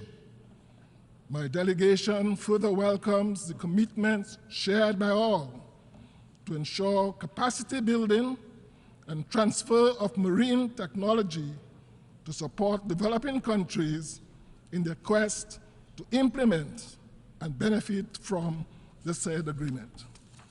The prevailing situation in our fellow CARICOM member state of Haiti is a dire one which deserves urgent international intervention. Haiti faces deep-rooted crises on multiple fronts, much of it arising from its post-independence relations with the international community, poor governance over the years, and the lingering effects of the catastrophic devastation visited on that country by a 7.0 magnitude earthquake in January of 2010. To date, Mr. President, while there may have been preliminary figures, I am not aware that any comprehensive assessment detailing the extent of the destruction of the 2010 earthquake, nor a World Bank estimate of the cost of reconstruction, as has been done with the situation in Ukraine. The fact remains that since 2010, Haiti has been hit by several earthquakes, hurricanes, floods, pandemics, and socio-political instability. If ever there was a cause deserving the full attention of the international community, that cause is Haiti. The Commonwealth of Dominica aligns itself with processes outlined by the Organization of American States to support the people of Haiti in August of 2022, as well as decisions taken by the CARICOM community at its 45th regular meeting of heads of government in July of this year to lend active support to the government and people of Haiti in the effort to arrive at a Haitian-led solution to the ongoing crisis. While both these institutions have offered commendable and necessary recommendations, even collectively, these will not be sufficient to normalize the current situation in Haiti. We have accepted that the crises in Haiti are not limited to food shortage and security. The IPC report lays bare the severity of Haiti's food crisis, noting, and I quote, that nearly half of the population of 11 million is grappling with high levels of acute food insecurity. Additionally, the humanitarian situation is being further aggravated by a national security problem, including the illicit flow of arms and ammunition and gang-related violence. The Commonwealth of Dominica is of the view that a strategy which addresses the root causes of instability in Haiti will be embraced by the people of Haiti. We also underscore that such an approach cannot be pursued without the unwavering support of the international community. My delegation therefore calls on the Security Council to move decisively to offer support to Haiti in key priority areas, including security, governance, education, health, water and electricity, sustainable livelihoods, and long-term development planning and advocacy. Mr. President, Dominica continues to stand with the overwhelming majority of the international community in calling for the removal of the 60-year-old economic blockade imposed on the Republic of Cuba by the United States. In November of 2022, this body voted overwhelmingly, 185-2, condemning the embargo.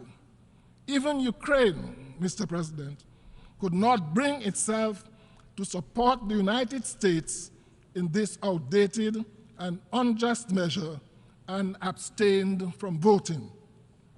This body must continue to condemn this egregious violation until it is lifted, as it has severely impacted the lives and livelihoods of the ordinary Cuban citizens for the last 6 decades.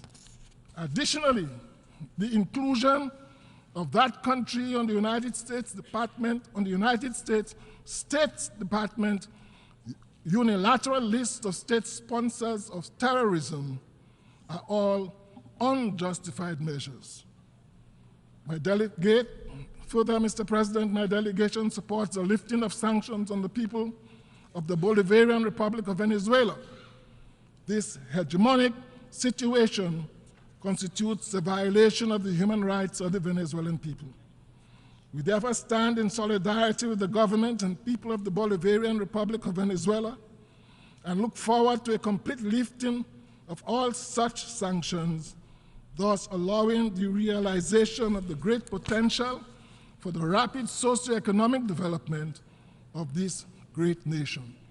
Finally, Mr. President, as one of the more vulnerable small island states, which was devastated in 2015 by Tropical Storm Erika, resulting in significant loss of life and loss of over 90% of our GDP, and being again struck by Hurricane Maria in 2017, resulting in the loss of 226% of our GDP, we empathize with the government and people of the Kingdom of Morocco, who was struck by a 6.8 magnitude earthquake on September the 8th, resulting in over 3,000 deaths and twice as many injuries and the complete devastation of several communities. Similarly, Mr. President, Dominica empathizes with the government and people of Libya, who experienced flooding of biblical proportions, resulting in the loss of more than 20,000 lives, with thousands of citizens still unaccounted for, according to UN reports, and incalculable devastation in terms of infrastructure and built heritage.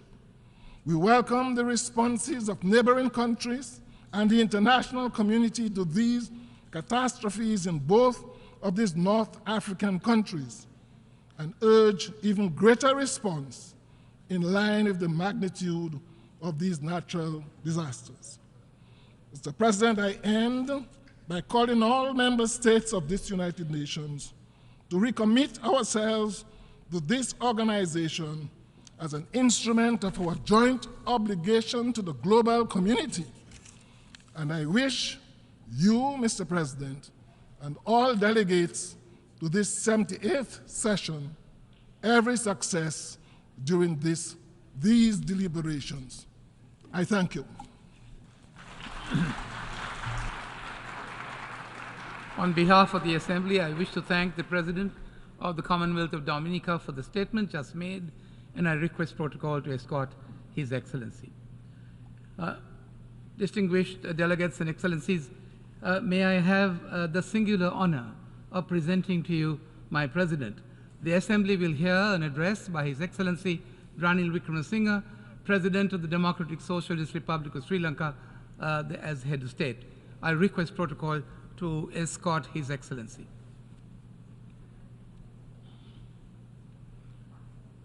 On behalf of the General Assembly, I have the honor to welcome His Excellency Ranil Wickremesinghe, President of the Democratic Socialist Republic of Sri Lanka, Head of State, and to invite him to address the Assembly.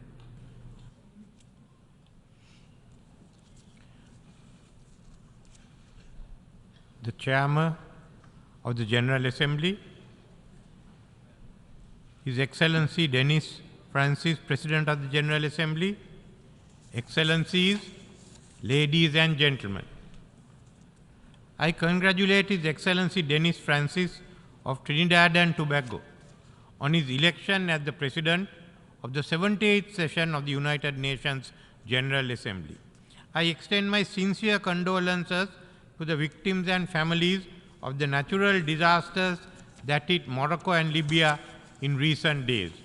We stand in solidarity with our Moroccan and Libyan friends during this difficult time. Mr. President, rebuilding trust and reigniting solidarity is an appropriate point of departure not only for reflecting on the challenges before the multilaterals today, but also for reviewing developments in my own country, Sri Lanka, over the past year. At this time last year, amidst multiple global crises, Sri Lanka was experiencing its most challenging period in recent times, socially, economically, and politically, which had a devastating impact on people's lives. Even our democratic traditions were threatened by attempts to occupy our parliament and bring it to a halt.